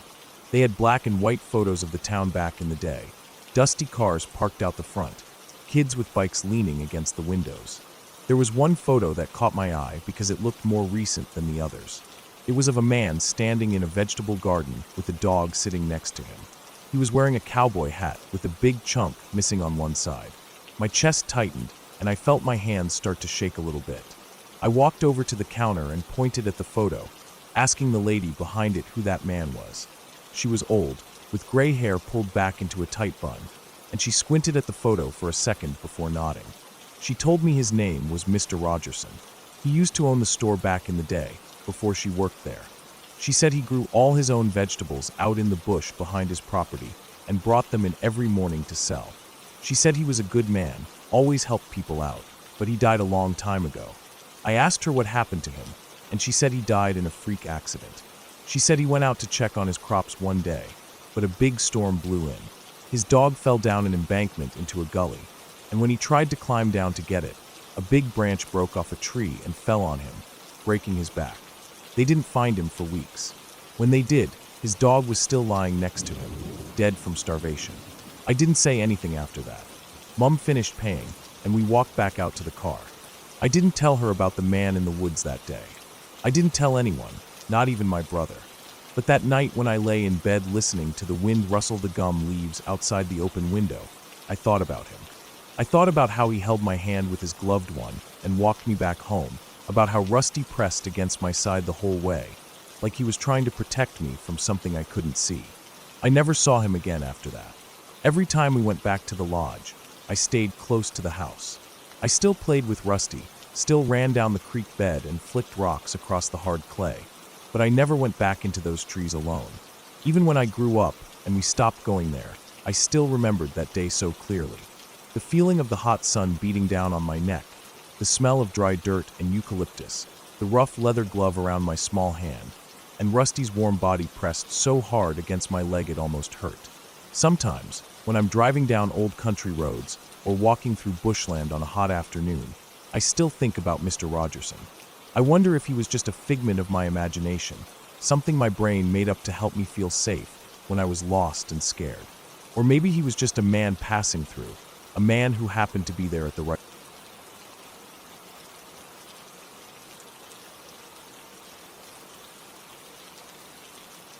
I still remember the first night I brought her home. She was so small, her white fur like fresh snow, and her little paws pattering around my condo, exploring everything with excited eyes. That night, she curled up right next to my chest, her nose pressed into my neck, and I fell asleep to the rhythm of her slow breathing. Ever since then, we became each other's whole world. My condo wasn't anything fancy, just a simple one-bedroom unit on the 4th floor of a medium-sized building in the quieter part of the city. I liked it because it was close to work and had enough space for me and my dog to live comfortably. The kitchen opened up to the living room, and a sliding glass door led out to a small balcony.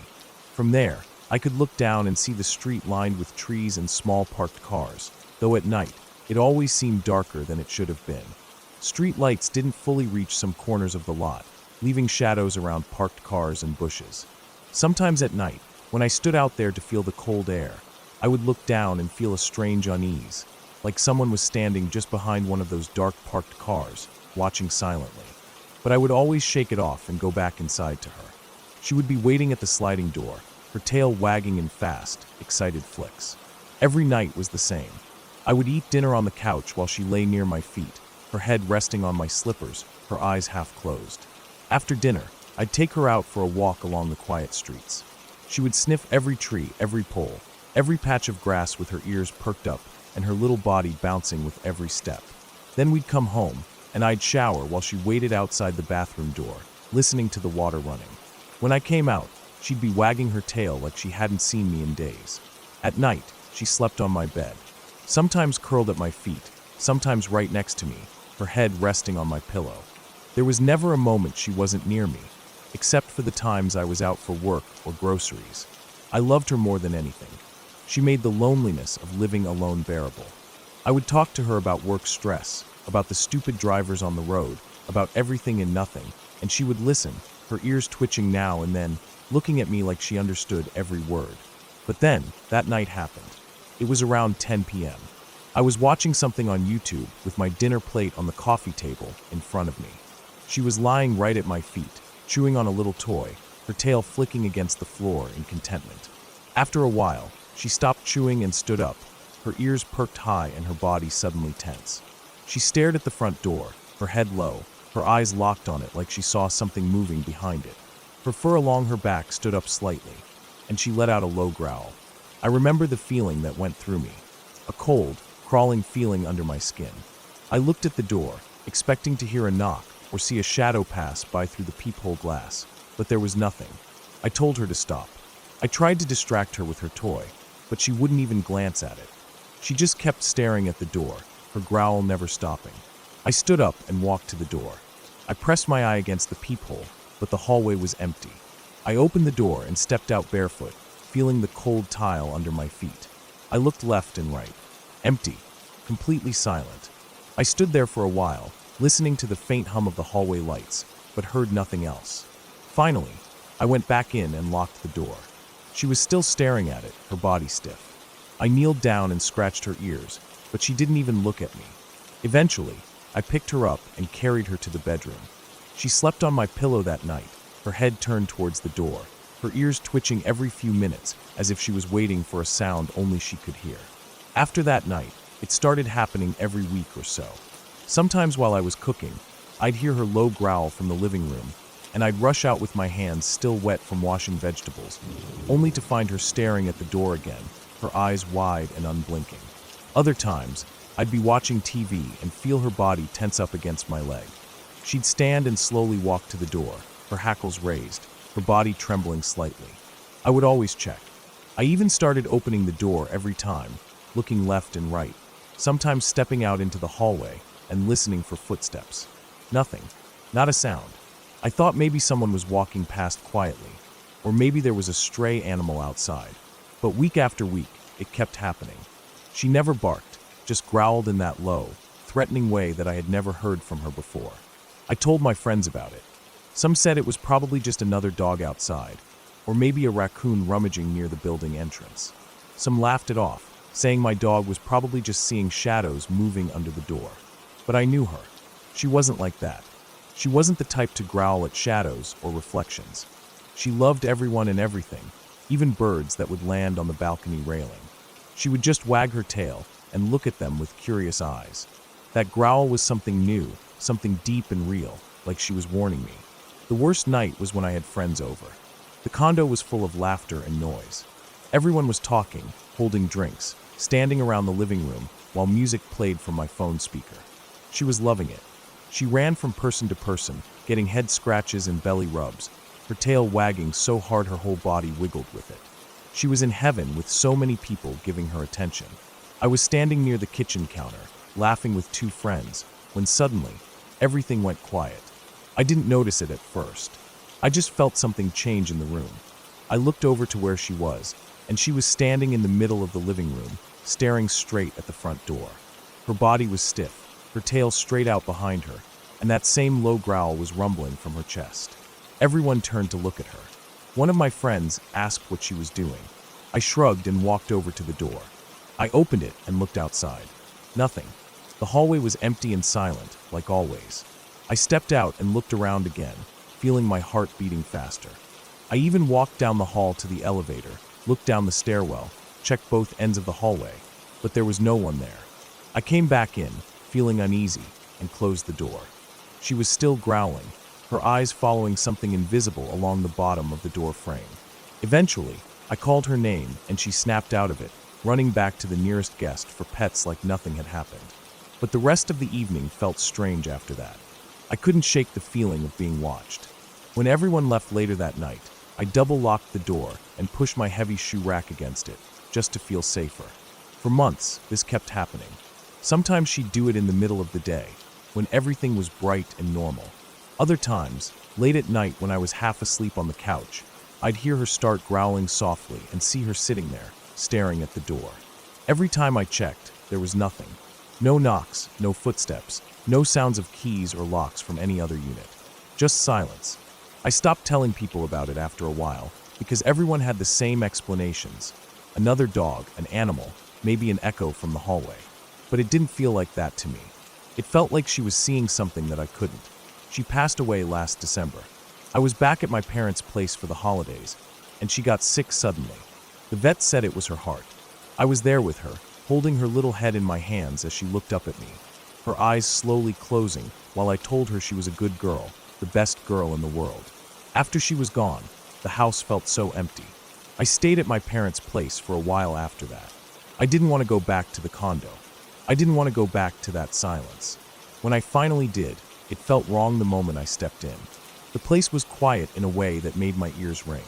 I unpacked slowly, leaving her little toys in her bed, unable to put them away. That first night, I sat on the couch with the TV playing, but I couldn't focus on it. I kept looking at the front door, half expecting to see her sitting there, her eyes locked on it, growling at whatever was out there. But there was nothing, just silence. After a few days, I started to sleep a little better. I would wake up in the middle of the night sometimes and reach for her, forgetting she was gone. The condo felt too big without her little footsteps following me everywhere. One night, I woke up around 2 a.m. and went to get some water. As I walked past the living room towards the kitchen, I froze. I don't know why. I just froze mid-step. My eyes were pulled towards the front door. There was nothing there, just the dark outline of the door and the faint glow of the hallway light coming through the peephole glass. But I felt something. I felt a crawling sensation up my back, the same feeling I got every time she used to growl at that door. I stood there, staring at it, feeling my heart beating faster and faster. My mouth felt dry, and my hands were shaking slightly. I don't know how long I stood there. Maybe a few seconds, maybe a minute. Then I shook my head and walked to the kitchen. I drank water straight from the tap, trying to calm my breathing. I told myself I was being stupid, paranoid, imagining things because I missed her so much. A few days later, while cleaning near the shoe rack by the door, I noticed something I hadn't seen before. Along the bottom edge of the door frame, near the rubber seal, there were small scratches. Tiny, thin scratches, like something sharp had been scraping against it. I kneeled down and ran my finger along them. They were fresh. The paint was chipped in little flakes, and the metal underneath was exposed. I sat back on my heels and just stared at it for a while, feeling cold all over. I thought about how she would always stare at the bottom edge of that door, her eyes following something I couldn't see. I thought about her growl, that deep, rumbling warning that I had never heard from her before. After that, I started pushing the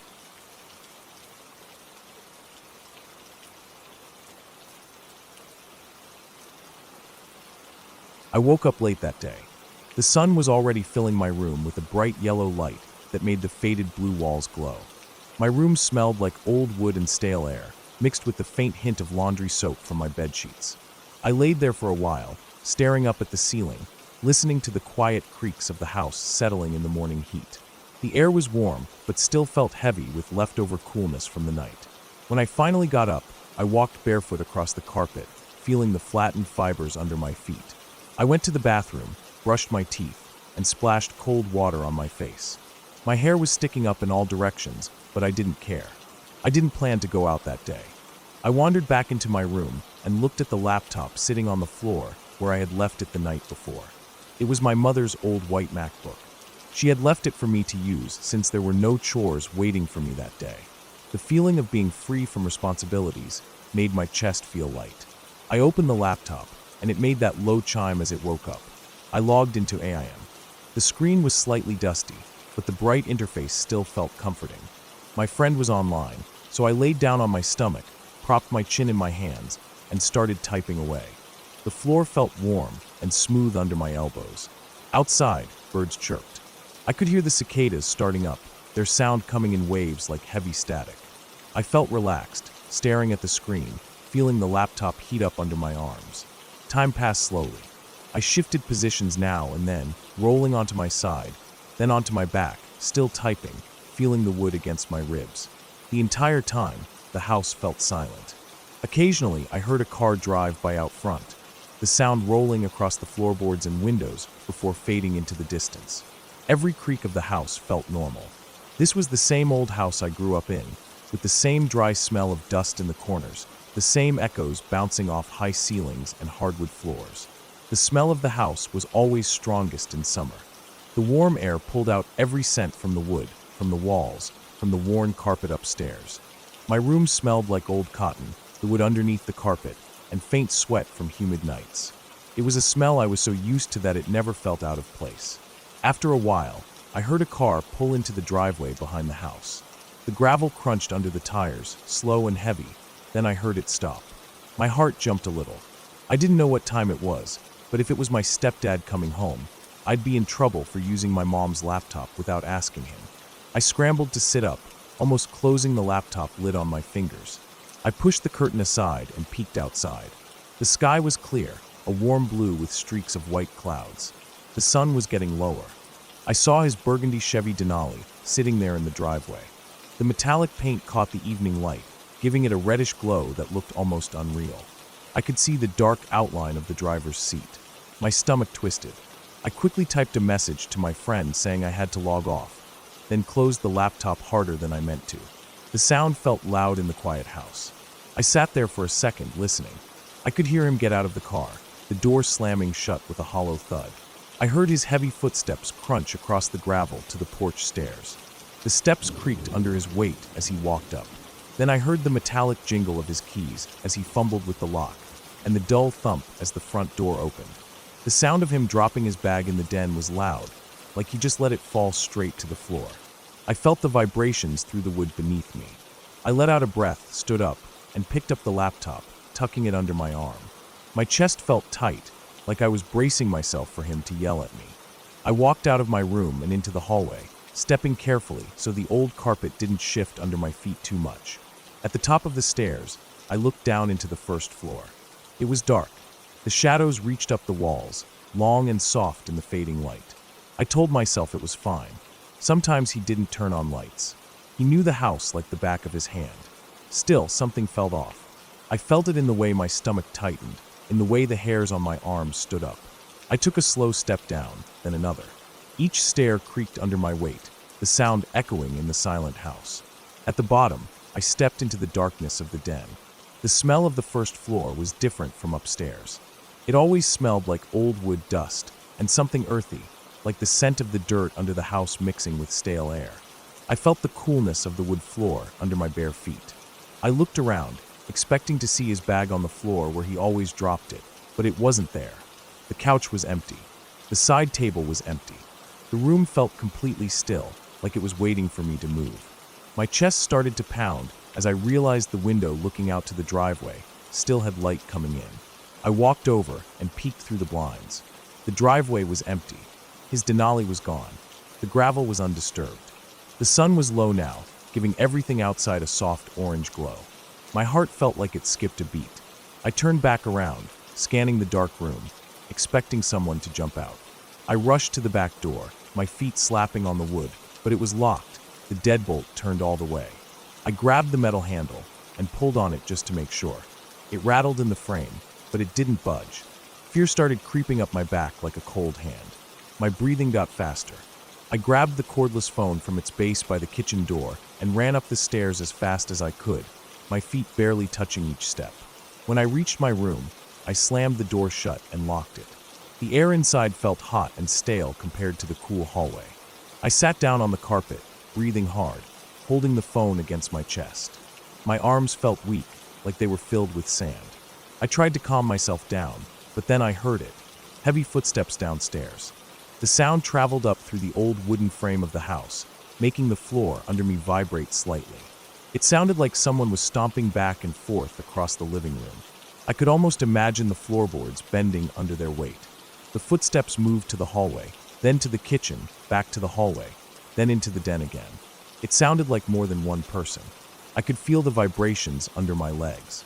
My heart was pounding so hard that I felt lightheaded. I forced myself to think logically. I needed someone to come over, someone who could help me. I punched in the number for my friend across the street, the one I always called first. The phone rang 3 times and then went to voicemail. My hand started shaking. I hung up and immediately dialed the second friend's number. Busy signal. My fingers felt numb as I punched in the third number, the friend I had been talking to online. Busy signal. I threw the phone onto my bed and wrapped my arms around my knees. The footsteps kept moving downstairs, and now it felt like they were getting heavier, like whoever it was angry or impatient. The wood creaked and groaned under their steps. I picked the phone back up and tried the first friend again. As the phone rang, static broke through the dial tone. It started as a faint crackling, like the sound of a bad radio signal, but then it shifted. The crackling turned into laughter. It was faint, distorted, but it was unmistakable. The sound of someone laughing quietly, but with a tone that felt wrong, like it was twisted and broken. My body froze. The phone slipped out of my hand and hit the floor. Without thinking, I opened my door and threw the phone down the hallway as hard as I could. The laughter still echoed in my head as I closed and locked my door again. The footsteps downstairs got louder. I felt like I couldn't breathe. My room felt smaller and hotter with every second that passed. I needed my friend to get offline so I could call her. The only way to do that was to get the laptop from downstairs. My stomach twisted at the thought of opening the door, but I knew I had no choice. I unlocked it, opened it slowly, and stepped out into the hallway. The carpet felt rough and warm under my feet. I forced myself to walk down the stairs, gripping the railing so tightly that my knuckles hurt. Downstairs, the air felt thick. It smelled like old wood, dust, and something else I couldn't place. The footsteps were moving in the kitchen now, but the kitchen was empty when I peeked in. My chest felt so tight that I thought I would faint. I grabbed the laptop from the couch in the den and ran back upstairs without looking back. Each step felt like it took forever, but I finally reached my room, slammed the door shut, and locked it again. I opened the laptop, my hands shaking so badly that I could barely type. I forced my friend to get offline, typing so fast that the keys clicked like rain on a tin roof. Then I grabbed the phone from the hallway, brought it back into my room, and dialed her number. She answered, her voice muffled by the pounding in my ears. I told her everything that happened, every sound, every feeling. My voice was shaking so badly that I could barely get the words out. To prove it to her, I walked slowly to the stairwell, holding the phone tightly. The footsteps were still going, heavy and random, as if people were walking back and forth without any clear direction. She said she couldn't hear them, but I didn't care. I just needed someone on the other end of the line. My whole body felt like it was buzzing with fear. I stood there listening, feeling the vibrations travel up the walls, into my feet, into my chest. Then suddenly the footsteps stopped. For a second, everything felt so quiet that my ears rang. I stood frozen, listening to the silence. Then I heard a different sound. The soft click of the front door opening. The quiet shuffle of a plastic grocery bag brushing against someone's leg. Then the footsteps again, but this time they were lighter, familiar. I peeked down the stairs and saw my mother walking into the den.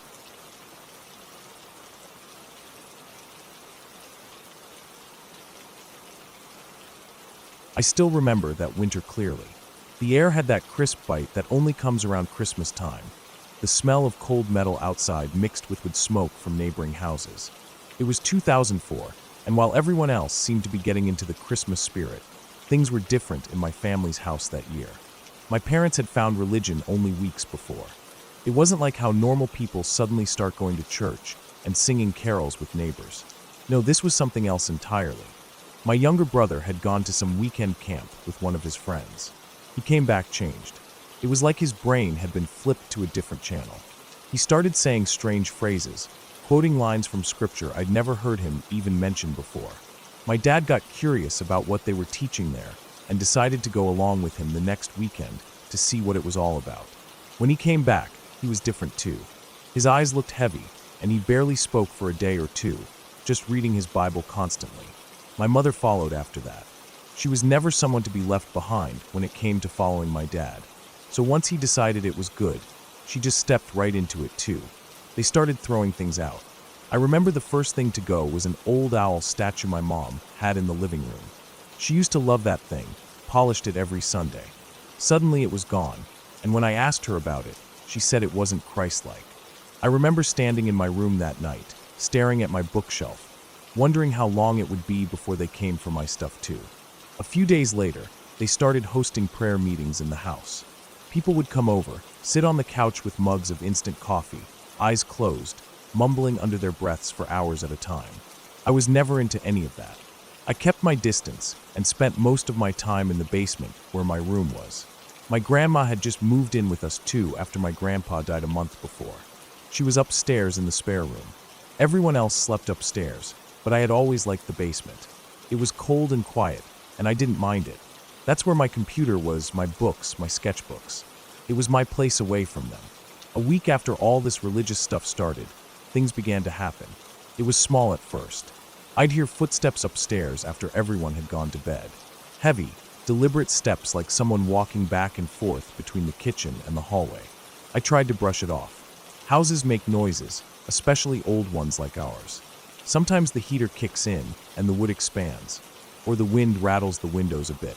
But this was different. These were real footsteps, the kind that pressed down on the floorboards with weight, making them groan. I lay in my bed staring at the ceiling for hours, listening to it. After a few nights, I got used to it. I figured if someone was actually up there walking around at 3 a.m., they'd come down to see me eventually. But they never did. Then other things started happening. I was sitting in the living room with my parents one evening.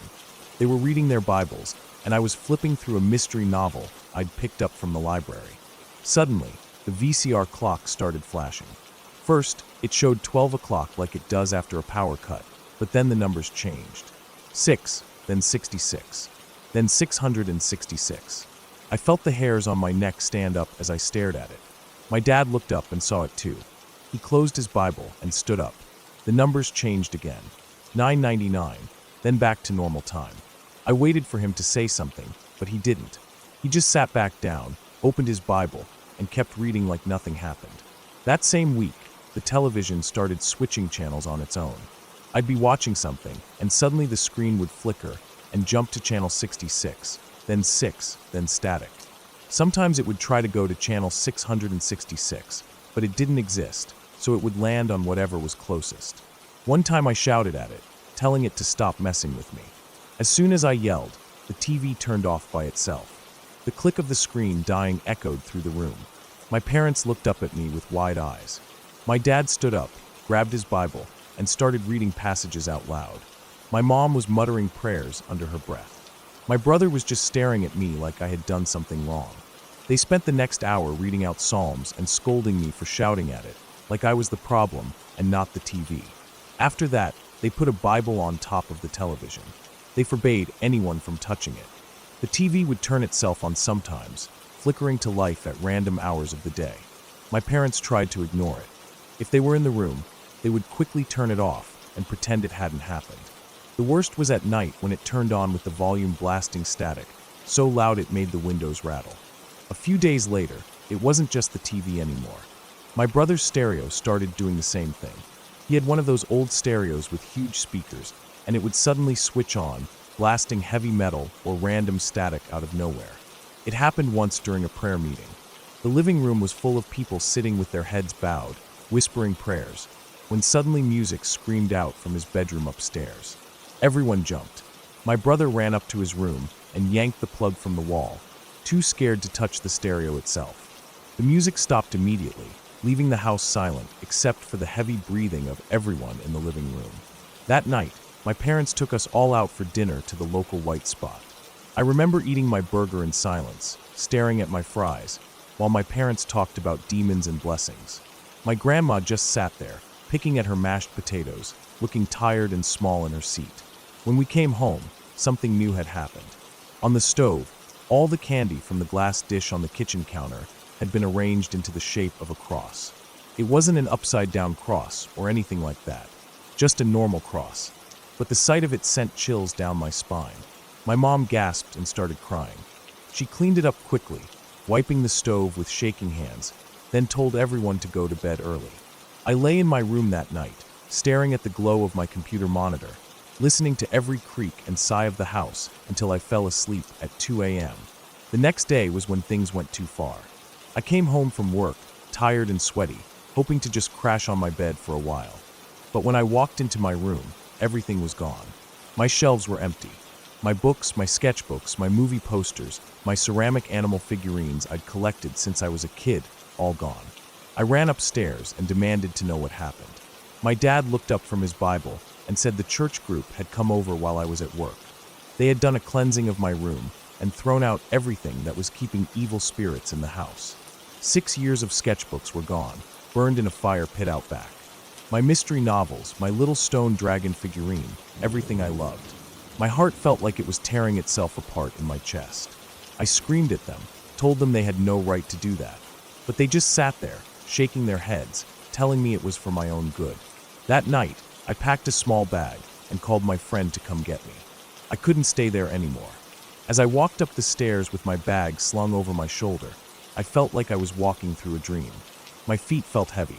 The house felt cold and empty even with everyone inside. I stayed at my friend's place for a couple days, trying to calm down. I thought maybe after a while, I'd go back home and things would be normal again. But nothing was ever normal again. A few days later, I decided to go home and talk to my parents. I called them first to let them know I was coming. They sounded distant on the phone, like they weren't really listening to me. When I got there, I walked in through the front door and found them sitting in the living room with their prayer group. As soon as I sat down to talk, people started coming out of the bedrooms. They surrounded me, chanting psalms, their voices overlapping like a broken record. Someone started sprinkling oil on my head and shoulders. My mom grabbed me and hugged me tight, whispering, "Thank you, Jesus. Thank you, Jesus," over and over in my ear. Her breath was hot and smelled like stale coffee. I tried to pull away, but her grip was strong. Suddenly, the candy dish on the kitchen counter flew off and smashed into the far wall. The TV turned on, screaming static into the room. A framed picture of my parents fell off the wall and hit my brother on the head, making him cry out. My mom finally let go of me, and I stumbled back, looking around at all the faces staring at me with wide eyes. Then I heard a noise behind me. The hallway was dark, but I could see the frames on the wall shaking. One by one, they started falling off, like something was walking down the hall, knocking each picture down as it came towards me. My throat made a noise, a small squeak, but I couldn't scream. My body moved before my brain did, and I ran for the stairs. As I reached the bottom step, the wardrobe in the entryway swung away from the wall and crashed against the staircase, blocking it completely. I heard people shouting behind me, but I didn't look back.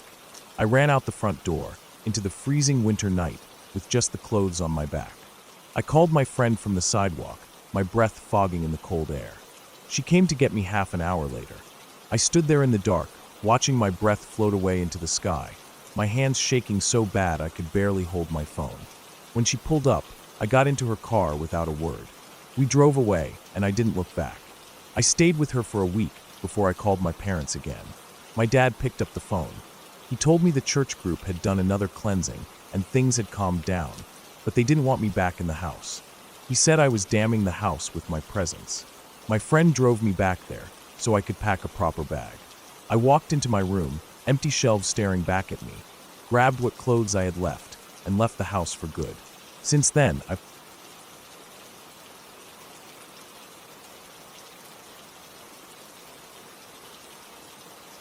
I never thought I'd end up staying alone in that old gas station.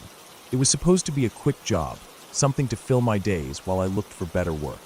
The place was out on Highway 71, just a narrow two-lane road cutting through endless wheat fields and patches of rough bush. The station had been there since the 60s at least, with peeling white paint, an old faded Coca-Cola sign, and a narrow roof stretching out over the pumps. A big diesel generator rumbled out back to keep the lights on since the nearest power line ended miles away. My uncle owned it, and he'd been struggling to keep it open after his health went bad. One day he called me up, said he needed someone to run it while he went for tests in the city. I didn't want to disappoint him. I told him I'd take the night shifts too. That meant driving down each day from my little apartment in town, arriving by afternoon, and staying there till the sun rose again. The station closed at midnight, but he wanted someone to stay through the night to prevent break-ins or fuel theft. It didn't pay much, but I couldn't say no to family. The first night was quiet. I swept the dusty tiled floors and restocked the few shelves with chips and cans of iced tea. I sat behind the counter listening to insects thudding against the glass doors under the buzzing fluorescent lights. Every hour or so, a big truck would roll in and out, hissing air brakes, the drivers nodding as they fueled up under the pale lights. After midnight, it felt like the earth itself went to sleep. There was no moon that night.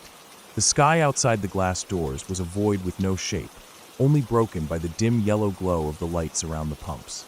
Past those lights, there was nothing, just dark fields and wind. By 2 a.m, I'd started to drift off in the old wooden chair behind the till. I'd push myself awake every few minutes, open another can of Coke, and stare out the window, fighting sleep. I remember the cold breeze slipping in through the cracked door by the storage room. It smelled like oil, dust, and cut grass. At 3, I went outside to walk around, hoping the cold air would wake me. I walked along the cracked concrete to the edge of the lights, staring out across the dark wheat fields. The wind bent the stalks into waves, and it was so quiet I could hear my own breathing louder than anything else. Then I saw the outline of a pickup truck parked across the highway, just off on the gravel shoulder. It had its lights off, and it was facing away from me. I hadn't seen it pull up, but maybe it had been there for a while. I stared at it for a long time, wondering what someone was doing parked out there in the dark. The road was empty. There were no other cars for miles. The driver didn't get out, and no light came on inside the cab. After a few minutes, I turned and went back inside. I tried not to think about it, telling myself maybe the driver fell asleep or was checking a map. I sat down again and started sorting the scratched tickets in the display. Time felt thick and heavy. Each minute dragged. My eyes burned with sleep. When I looked out again 20 minutes later, the truck was still there. I felt uneasy now. It was too quiet, and the emptiness around the place only made it worse. I went to the back, locked the storage door, and came back to the counter, standing behind it instead of sitting down. I kept glancing out at that parked truck. I couldn't see movement inside. My chest felt tight. Something about it was wrong. Why would anyone sit in a cold truck for so long with the lights off in the middle of nowhere? At 4, the truck was gone. I didn't see it leave. One moment it was there, the next it wasn't. I walked around the inside of the station, checking every door, every window. Everything was locked. I told myself I was overthinking it, that people did weird things in the middle of the night. I paced back and forth along the snack aisle. The clock hands crawled. When dawn finally lit the fields in a flat gray glow, I almost cried from relief. I closed up and drove back to town, trying to convince myself it was nothing. The next night, I was already tense as soon as it got dark. Every time headlights rolled down the road, I felt my shoulders tighten. But the hours passed quietly. No parked truck, no strange shadows. By midnight, I felt foolish for letting my mind run away from me. I kept the storage room light on just to chase away the shadows. The diesel generator rumbled on outside.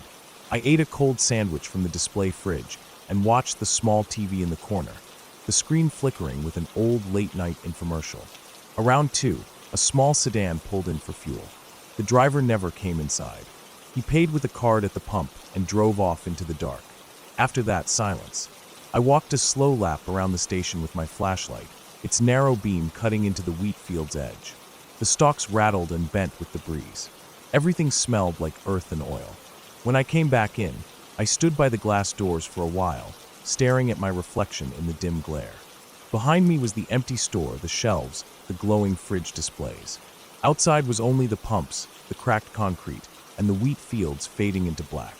I turned off the main lights to save fuel, leaving only the fridge lights glowing blue along the back wall. I sat behind the counter and closed my eyes for a minute. When I opened them again, I saw movement outside. I leaned forward. There was someone standing just beyond the pump lights, in the darkness between the road and the station. I couldn't see a face or clothes, just the shape of a person standing perfectly still. My mouth went dry. I didn't move for a while, trying to convince myself it was a trick of the light or my tired eyes. But it didn't go away. The shape stayed there, not swaying with the breeze like the wheat did. It was solid. It was real. I felt a wave of panic push through my chest, but I forced myself to breathe slow. I reached under the counter where my uncle kept the small baseball bat. I stood up, walked to the glass door, and locked it with shaking hands.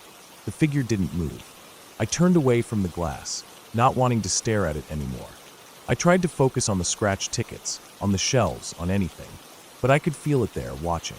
My skin crawled with cold sweat. I kept thinking about how far we were from town, how nobody would be passing by at this hour. Nobody could help me if I needed it. Minutes passed like hours. When I finally looked again, the figure was gone. I didn't see it walk away. It just wasn't there anymore. My legs felt weak, but I forced myself to stay on my feet until dawn. When the sky lightened into that pale gray again, I shut off the pumps, locked everything up, and left. I didn't even sweep or stock the shelves. Driving home down that long, narrow road, I kept checking my mirror. I felt like there was something just out of sight behind me. My stomach was tight, and my hands shook on the steering wheel. At home, I couldn't sleep.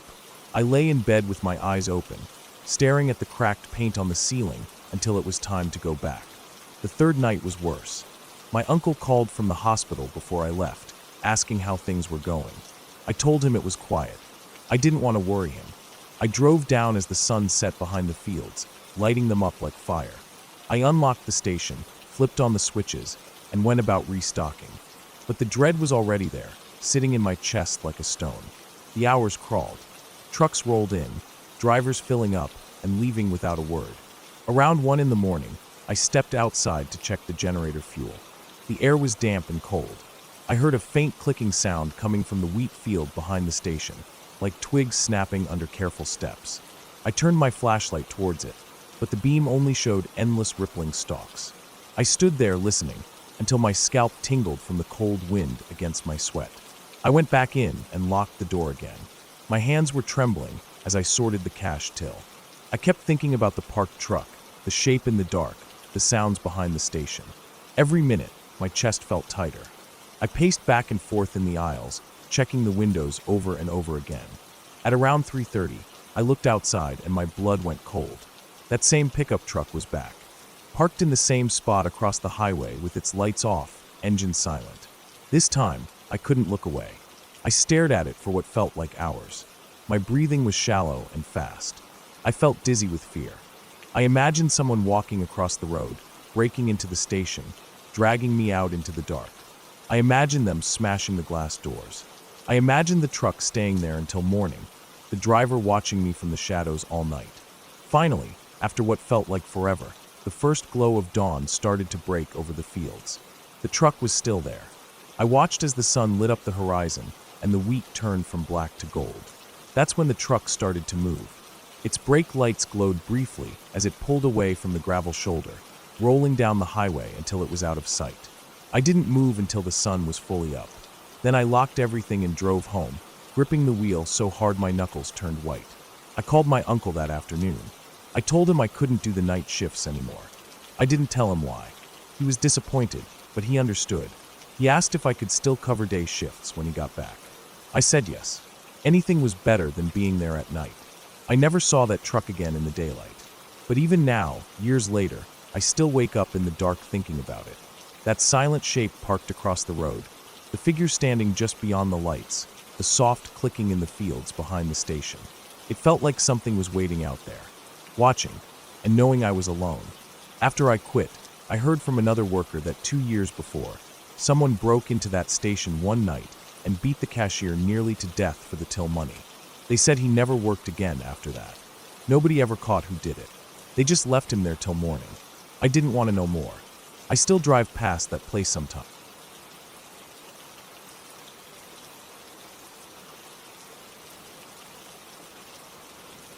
I never really thought much about danger in the woods. I used to think that as long as I kept my eyes open and my senses sharp, nothing bad could happen to me. I was raised with hunting, camping, hiking, and everything in between, so fear wasn't something that usually sat in the front of my mind. That changed last fall. It was October, and the air was just starting to get cold enough at night to make your fingers ache if you didn't keep them in your pockets. I decided to go out alone for a 2-night camping trip in the national forest near home. It was an area with thick pine woods, dry oak patches, and rough trails that split off into old logging roads. I had been there plenty of times with friends, but never alone for more than a single night. I parked my truck at the edge of a logging trail early in the morning. The truck was old, dark green with chipped paint, and the back was packed with my tent, sleeping pad, old thick sleeping bag that still smelled faintly of the shed where I kept it, food packed in airtight containers, a small cook stove, a cheap but tough blue folding chair, and some extra clothes stuffed into a faded duffel bag. I felt good about the plan. I was going to hike 3 miles in on a trail that cut deep between 2 ridges, set up camp by a creek I liked, and spend the days fishing, reading, and making simple meals. When I stepped out of the truck, the gravel under my boots crunched loud in the early morning silence. There was a thin fog rolling across the low parts of the forest, drifting through the trees and curling around the bushes. I locked the truck, checked the straps on my pack, slung it onto my back, and started walking up the trail with my fishing rod strapped along the side. The first part of the trail was easy. It moved uphill through loose pine needles, crunching under each step. The sun was just starting to break through the treetops, making long angled shadows across the trail.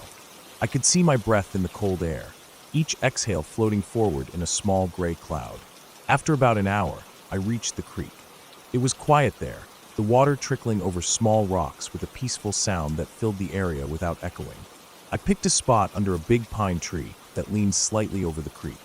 The ground was covered in dry brown needles, and there were 2 large rocks perfect for sitting or using as a small table. I set my pack down with a dull thud, took out my tent bag, and started setting it up. It was a small one-person tent, simple to put up, olive green with a black base, and just enough room to lay down and keep my gear dry at night. By the time I finished, the sun was well above the ridge.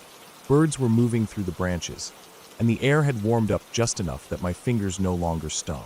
I set up my chair by the creek and took out my fishing rod, put a small hook on the end with a piece of bread from the heel of the loaf I brought, and cast into the deeper pool where the creek curved. The water rippled around the line, and I sat back listening to the birds, the water, and the creak of the trees shifting in the breeze.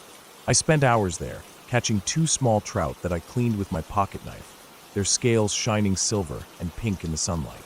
I wrapped them in foil with a bit of salt and oil and cooked them over my small stove. I ate sitting on one of the rocks, looking at the trees across the creek as they swayed slightly. The smell of cooked fish, pine needles, and the cold, clean creek water mixed into a scent that felt like peace. When night started to fall, the temperature dropped fast. I gathered some fallen sticks and dead branches and built a small fire in a stone circle near my tent. The flames danced low, throwing light up into the pine branches above, making them glow gold against the deep, dark sky. I sat there for a long time, poking the fire with a stick, sipping from my metal cup of boiled creek water mixed with a bit of instant coffee. The steam curled up into the cold night, disappearing into the shadows. I didn't stay up too late.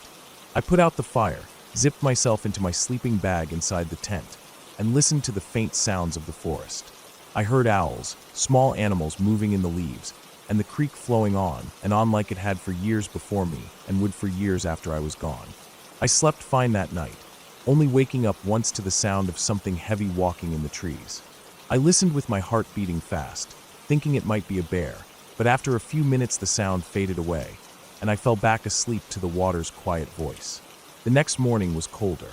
I got up early, boiled water for coffee again, ate a granola bar, and went down to the creek to wash my face. I filled my hands with the icy water, splashed it onto my cheeks, and felt it run down my neck, waking me up fast. The cold burned for a moment, then faded into a numb sting that felt clean. I decided to hike further down the creek that day. I packed my fishing rod, my knife, a small bag with food and water, and followed the creek for almost 2 miles. The ground was uneven, covered in fallen branches and slippery, wet moss where the sun hadn't reached yet. I saw a few deer move through the trees far off, their white tails flicking before they disappeared behind trunks. The creek bent and twisted, leading me deeper into the woods until I reached an old logging road overgrown with grass and small pine saplings. There were old tire ruts still pressed into the dirt, but grass and weeds had grown tall out of them. I stepped up onto the road and looked around. It ran straight in both directions for a while before curving out of sight behind thick trees. I sat down on a fallen log to eat some crackers and jerky, listening to the faint rustling of the trees overhead. That's when I noticed it, the feeling, like I wasn't alone anymore. I scanned the trees, the underbrush, the edge of the road, but nothing moved. No branches snapped. No birds flew out in a panic. Everything was still, but that feeling stayed, like I was pressing into my back. I ignored it at first, chalking it up to being alone for so long. I finished eating, packed up my trash, and walked back along the creek toward camp. When I got back, the sun was dipping low behind the ridge again. The shadows stretched long across the campsite, and the cold was settling back in. I started my small fire early that evening, sitting close to it with my knees almost touching the flames. I boiled another cup of coffee even though it was late, just to warm my hands on the metal cup. As the fire burned, I felt that feeling again. It crawled up my neck like cold water. I turned slowly and scanned the trees behind my tent, then the trees across the creek. Nothing. The forest was silent except for the crackle of my fire and the trickle of water. No birds. No rustling. Nothing. I tried to shake it off. I put more sticks on the fire and watched the sparks drift up and disappear into the darkness. When the flames burned down to red coals, I put them out with creek water, steam rising up in thick clouds, and went into my tent. I lay there in my sleeping bag, staring at the dark ceiling of the tent, feeling that cold, crawling feeling sit heavy in my chest. I listened for hours, eyes open in the dark. Every tiny sound seemed louder. Every creak of a tree branch sounded like a footstep. Every gust of wind felt like something big moving past. I must have fallen asleep at some point, because I woke up to early morning light pushing through the green tent walls. My neck was stiff from sleeping tense, and my back ached from the cold ground even with the sleeping pad under me. I unzipped the tent and stepped out. The forest looked peaceful again, cold, bright, with mist drifting across the creek in thin white sheets. I stretched my arms above my head, feeling my shoulders pop, then walked down to the creek to splash water on my face again. I stood there, dripping, looking around at the trees, trying to find a reason for that feeling from the night before. There was nothing. No tracks, no broken branches, nothing. I decided to pack up early and hike out before the sun got too high. I rolled up my sleeping bag, folded the tent, packed everything tight into my backpack, and cleaned up the campsite. I kicked dirt over the fire pit until only cold stones remained, then hoisted my pack onto my back and started walking back down the trail toward my truck. The first half-mile was fine. The sun warmed my shoulders through my flannel shirt, and the forest was alive with bird calls again. But after another mile, I felt that cold, crawling feeling return. Stronger this time. My neck prickled, and I could feel my shoulders tighten. I kept walking but glanced back every few steps, scanning the trail behind me. Still nothing. The feeling grew heavier as I walked.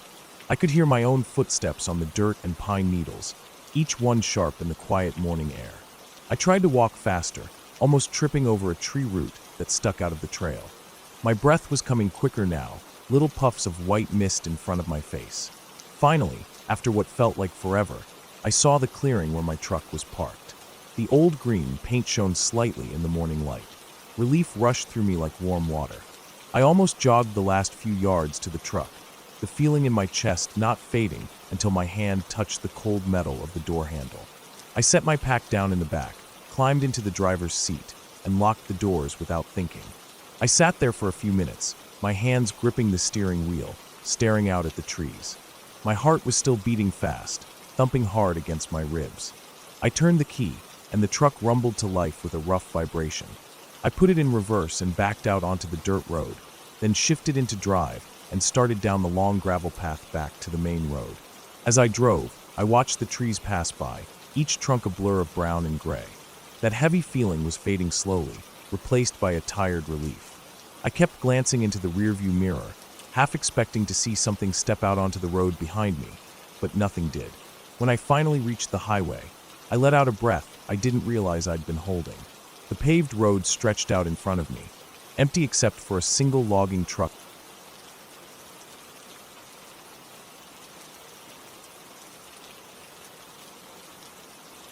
I woke up at 4 a.m. that morning, even before my alarm could ring. My eyes opened to darkness, and I lay there for a while listening to the quiet hum of my small apartment. It was early spring, and still cold in the mornings. I felt it in my bones when I sat up on the edge of my bed, rubbing my face, trying to shake off the fog of sleep. I had a long drive ahead, and I knew I had to leave before sunrise to make the most of the day. I had planned this solo trip for a week. Work had been rough lately, with deadlines piling up and everyone expecting me to handle things I didn't even know about. I felt suffocated in the office, under the buzzing fluorescent lights and endless chatter. I wanted silence, just silence, and the sound of wind in trees and birds and my own footsteps on dirt trails. That's why I packed up my old hiking backpack, filled it with my tent, my sleeping bag, stove, a few cans of beans, energy bars, an extra power bank, and a hunting knife I always kept tucked in a side pouch. I wasn't planning on using it for anything but cutting rope or cleaning fish if I caught any, but it felt better to have it on me when camping alone. The drive out of town was quiet. The roads were empty at that hour, just a few trucks heading somewhere far away. I drove through the sleeping neighborhoods, then onto the highway, and after an hour I was passing long stretches of open fields. The sun came up behind me, turning the sky bright pink and gold, and I felt my chest loosen up a little. It reminded me that life was bigger than that small cubicle where I spent most days. I reached the forest parking area at around 6:30 a.m. There was no one there yet, just a few birds hopping around in the gravel lot. I stepped out into the cold morning air and stretched my back, feeling it crack along the spine. I put on my thick fleece, strapped on my pack, locked the car, and started walking towards the trail entrance. The forest was quiet. The kind of quiet that isn't empty, but filled with soft sounds. Tiny rustlings in bushes, a crow calling in the distance, the breeze moving high branches against each other with a deep groaning sound. The trail was narrow and steep in some places. My boots slipped a bit on damp patches, but I kept moving. My legs burned from the climb, and my shoulders hurt from the pack, but I felt alive in that pain. I reached a flat clearing by mid-morning and sat down on a large rock to drink water and eat an energy bar.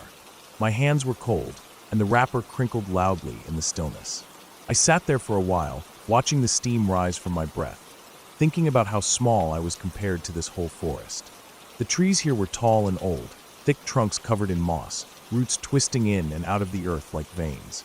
I felt calm, but I also felt watched, like the forest itself was looking back at me. I brushed off that feeling and stood up to keep moving. I wanted to reach the small lake at the far end of the trail before noon, so I could set up camp in daylight.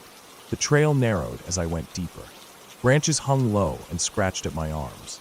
At one point, I had to duck under a fallen tree, its trunk covered in wet green moss, and my backpack scraped loudly against its rough bark. I walked on for hours, drinking water every now and then, checking the trail markers nailed into trees. After a while, I stopped seeing the markers. The path began to split in small ways, deer trails weaving in and out, and I felt unsure which was the real trail.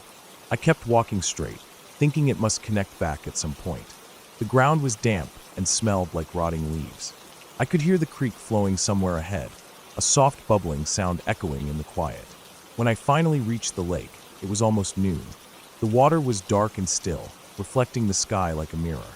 I dropped my pack on the grass near the shore and stretched my legs.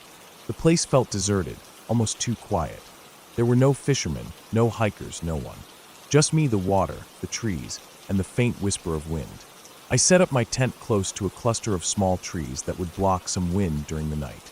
I laid out my sleeping bag, arranged my stove and food on a flat rock, and boiled some water for instant coffee. Sitting there with a steaming cup in my hands, I felt that peace I had been searching for. I didn't hear a single human sound, only a woodpecker somewhere in the forest, tapping in a slow rhythm. The day passed quietly. I walked along the shore for a while, throwing pebbles into the water, watching ripples spread outwards.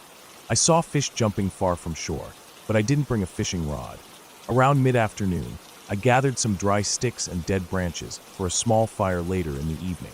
I stacked them neatly next to my tent and checked my phone.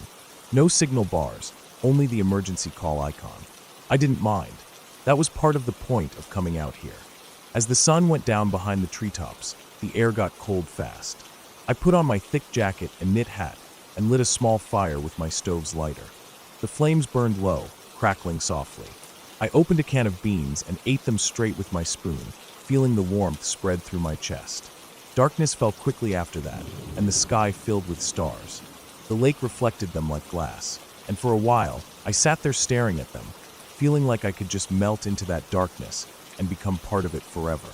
Then I heard a sound that made every hair on my arms stand up. It was faint at first, just the sound of twigs snapping somewhere behind my tent, deeper in the trees. I froze, spoon halfway to my mouth, listening hard. At first I told myself it was just a deer or a raccoon, but the snapping came again, louder and closer. I put down my food and stood up slowly, turning towards the noise. I couldn't see anything in the dark forest. The fire's glow only reached a few feet beyond my tent. I waited there, barely breathing, for what felt like minutes. The noise stopped.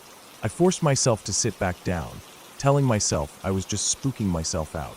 Animals live here. I was the visitor. I finished my food, cleaned the spoon, and packed away the can in a trash bag I'd hang later on a tree away from camp. The noises started again when I was putting out the fire. This time it was clear. Heavy footsteps moving slowly through the trees, crunching dead leaves underfoot. My stomach tightened, and I felt my chest go cold. I grabbed my flashlight from the tent and shone it towards the trees. The beam cut through darkness, illuminating branches, trunks, and nothing else. But the footsteps continued, moving to the side, then stopping again. I stood there for a while, listening, flashlight shaking a little in my hand. The footsteps were slow, deliberate, like whoever it was knew I could hear them, but didn't care. I couldn't see anything, and the forest swallowed the light after a few meters. I turned off the flashlight to save battery, walked backwards to my tent, and zipped it up. I sat inside in the dark, breathing quietly, listening for any sound. I heard nothing for a while except the distant call of an owl. I didn't sleep much that night. Every time I closed my eyes, I'd hear something.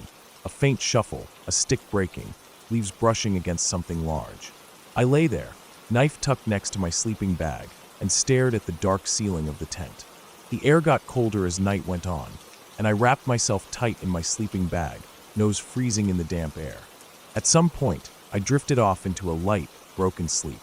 I woke up before dawn to a loud sound. Something crashed against the side of my tent, shaking the thin nylon wall. My eyes flew open, and I held my breath. I could hear heavy breathing outside, right next to me, through the thin fabric. I didn't move. My heart pounded so hard I thought it would explode in my chest. The breathing was low and steady, then it stopped. I heard footsteps walking away, heavy ones, like boots crunching into dirt and dry leaves. I lay there for a long time after the sound faded. I felt sick to my stomach, and my hands were shaking so bad I couldn't hold my knife properly. As soon as the sky began to lighten with morning, I forced myself to unzip the tent and look outside. The ground was covered in fresh footprints, deep and wide, boot prints, not animal tracks. They circled my tent once, then walked off into the trees. I packed up fast. My hands moved automatically, rolling my sleeping bag, stuffing it into my pack, collapsing the tent poles with shaking fingers. I didn't eat. I just drank some water, threw my trash bag into my backpack, and put on my boots. As I was lacing them, I looked up and saw movement in the trees. Someone was standing there, maybe 30 feet away, half hidden behind a thick trunk. My stomach dropped into my feet. They stood completely still, wearing dark clothes, their face hidden by the shadows. I couldn't see if they were looking at me, but I knew they were. I didn't think. I just slung my backpack over my shoulders, grabbed my knife and flashlight, and started walking back the way I came. I didn't run. I was too scared to run. I felt like if I ran, they'd chase me. I just kept walking, fast and steady, eyes darting left and right, ears straining for any sound. I could hear footsteps behind me, staying just far enough that when I turned, I couldn't see anyone. But I heard them. I heard every step. The trail felt longer on the way back. My legs burned, and my lungs hurt from breathing hard, but I didn't stop. I kept thinking about those footprints around my tent, and that breathing outside the thin nylon walls. I kept thinking about that person just standing there, watching me pack up, not saying a word. I didn't know what they wanted. I didn't want to know. After hours of walking, I finally reached the parking lot. My car was the only one there. I threw my backpack into the back seat, jumped into the driver's seat, locked all doors, and started the engine with trembling fingers. As I pulled out of the lot, I looked back once. The forest entrance stood.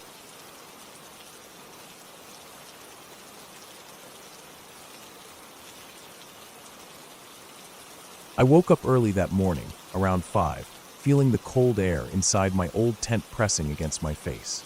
I lay there for a while, staring up at the thin green fabric above me, listening to the sound of wind moving through the tops of the trees.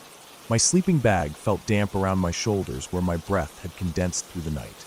I turned onto my side and closed my eyes again for a moment, trying to decide if I should sleep more or just get up and start moving. I felt tired and heavy, like my bones didn't want to work. But I knew that if I stayed in the bag too long, I would only get colder. After a while, I forced myself to sit up. I unzipped the sleeping bag halfway and pulled on my thermal shirt, then rolled the bag up and shoved it into its sack. I packed my stove, food bag, and the cheap foam pad I'd been sleeping on. When I crawled out of the tent, the morning light was pale, and the forest around me felt silent in a tense way, like it was waiting for something to happen. I stretched my arms up and yawned, feeling how sore my back and hips were from the thin pad against the ground all night. I started boiling water for coffee and oatmeal. I sat on a flat rock while it heated, eating a granola bar and looking at the forest around my small camp. My tent was pitched between 2 large pine trees on a raised patch of dirt above a narrow creek.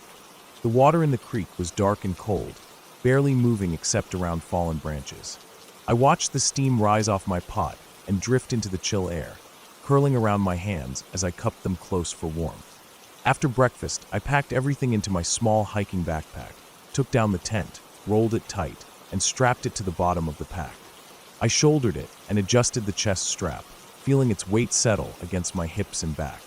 I stood there for a minute, just listening to the wind in the trees again. The sun was higher now, throwing thin lines of light down through the pine branches. Everything smelled like old needles and wet dirt. I started walking up the slope away from the creek, following an animal path that curved through the trees. My boots crunched over fallen pine cones and broken twigs. I didn't know exactly where I was going. I hadn't planned a route. I just wanted to walk deeper into the forest and find a place to spend the next night. I liked moving like that, without any real goal except forward. The forest felt empty. I didn't hear any birds calling that morning, only the wind and the distant creak of tree trunks swaying against each other. After a while, the ground rose higher, and I reached a ridge where the trees thinned out. I stopped there to catch my breath and drink some water. I could see through the trees down into a valley on the other side, filled with shadows even though the sun was up. A small stream cut through it, winding back and forth like a dull silver line. I kept walking, following the ridge for a while before dropping down the other side. The slope was steep and covered with old leaves and pine needles, making it slippery. I had to grab onto tree trunks to steady myself as I moved down. My knees started to ache from the uneven ground. I stumbled once on a hidden root, catching myself with my hands in the dirt. I stood up, brushing my palms against my pants, feeling small grains of dirt stick to my skin. At the bottom of the slope, the ground flattened out into another thick stand of trees. The light was dimmer there, with taller pines blocking the sun. I felt the air cool down again, like stepping into a cave. I stopped and leaned against a tree to rest my legs, breathing slow and looking around. Everything was so still. The forest felt almost fake in its quiet. I could hear my heartbeat in my ears, strong and slow. I decided to keep moving forward. The ground was soft with years of fallen needles. My boots sank slightly with each step. I moved deeper until the trees started to thin again, and I reached another stream, wider than the first, with clear water moving over rounded rocks. I set my pack down on the bank and knelt down to fill my water bottle. I watched small bugs skate across the surface tension of the stream. Their tiny shadows danced on the rocks below them. I drank some of the water after treating it, then splashed my face with the cold. It shocked me fully awake, making my eyes sting for a moment. I stood up, stretching my arms above my head and feeling my shoulders pop. I felt good for a moment. Alive. Alone in the best way. I pulled a protein bar from my pocket and ate it slowly while looking at the water, chewing each bite fully. My stomach felt tight and empty at the same time. When I shouldered my pack again and kept moving, the forest started changing. The trees grew wider apart, and I began to see signs of an old logging road cutting through. It was overgrown with tall grass and small shrubs, but I could see the raised sides of dirt where trucks used to drive. I followed it for a while, feeling how easy the walking was compared to weaving through brush and fallen branches. After about an hour on that old road, I noticed something strange. Ahead of me on the right side was a rusted metal barrel, half buried in the dirt and leaning to one side. Its surface was streaked with orange corrosion, and moss grew along the bottom. I walked closer to it, feeling my chest tighten a little with unease. I couldn't explain why. It was just a barrel. But seeing it there, in the middle of nowhere, made something in me feel wrong. I stopped beside it, looking at the way its top was smashed in. I could see faint markings on the side, old paint peeled away by years of rain and sun. I reached out and touched the metal with my fingertips. It felt cold even in the warmth of the day. I stood there for a while, just staring at it, wondering who had brought it out here and why they had left it. I didn't want to think about it too much, so I kept moving down the old road. The trees grew thicker again, their trunks crowding close to the edge of the road. I started to feel closed in. The light faded, and a cold breeze came up from behind me. I tried to ignore the feeling of unease that started creeping into my chest. I told myself it was just the quiet and the shadows, that there was nothing here but trees, dirt, and me. But the feeling stayed, heavy in my stomach. After another half hour, I started seeing old pieces of wood scattered along the sides of the road. Some were half buried, some mossy, some broken with rusted nails sticking out. I slowed down, looking at each one as I passed. They looked like pieces of a collapsed shed or fence. Then I saw the building. It wasn't much, just a small structure, half fallen in on itself, its roof caved and the walls leaning inward. One side was completely collapsed with planks lying scattered in the dirt. I stopped walking and just stared at it. I could see old metal tools lying in the weeds around the building, rusted and nearly swallowed by grass. There was a shovel, a broken axe handle, and what looked like an old oil can. I didn't move closer at first. My heart felt tight in my chest. I didn't like the way the building sat there, leaning in the silent woods. It looked forgotten in a way that felt wrong. After standing there for a long time, I finally stepped off the road and walked towards it. My boots crushed through dry weeds. I stopped at the doorway. The door was missing, just an empty frame with rotting wood around the edges. Inside it was dark, but I could see old shelves fallen against the far wall. There were rusty cans scattered across the dirt floor, and the smell of wet rot and metal came drifting out. I felt cold all of a sudden. The hairs on my arms rose up. I stepped back and looked around the clearing. The wind had stopped moving. The forest felt dead quiet again. I didn't hear birds or insects, just the sound of my own breathing and the faint pounding of my heart. I told myself to keep moving. This was just an old shack. Nothing was here. But as I turned to walk away, I thought I heard a rustling sound coming from behind the building. I froze. My chest tightened so hard I felt dizzy. I waited, listening. The sound came again, like something dragging through dead leaves. I turned slowly and looked around the side of the building. I didn't see anything at first. Then I saw the bushes moving, about 20 feet away. They shook for a second and then stopped. I stared at them so hard my eyes watered. Nothing moved after that. I felt sick with fear. I didn't want to stand there anymore. I turned back to the old road and started walking fast, almost jogging. My pack bounced against my shoulders. I didn't look back. I just kept moving, trying to ignore the prickling feeling on my neck, like eyes were watching me from the trees. I walked for almost an hour without stopping, my breathing ragged and my legs burning from the constant movement. Finally, I came to a place where the road split off into another old path. I followed that one, thinking it might take me back toward the creek I had seen earlier. My knees felt weak. Every few steps I glanced back, expecting to see someone or something following me, but there was nothing. Eventually, I found the creek again. It was wider here, with banks of sand and smooth stones. I dropped my pack down and sat with my feet in the cold water, trying to calm myself. My chest hurt from breathing so hard. I felt tears sting my eyes, but I blinked them back. I sat there for a long time, just staring at the water moving over my boots and feeling my heart slow down. After I felt strong enough, I picked up my pack and followed the creek downstream. The sun was starting to set, the light turning golden and long through the trees. I felt a little better then, seeing the light come through like that. I kept walking until I found a flat, raised spot above the creek where the ground was dry. I set up my tent there, moving slowly, feeling how tired my arms were. I gathered some fallen branches and pine cones to make a small fire. I sat beside it, warming my hands as the darkness fell over the forest. The flames flickered against the trunks of the trees, making shadows dance across the ground. I ate a dinner of instant noodles and jerky, chewing each bite slowly.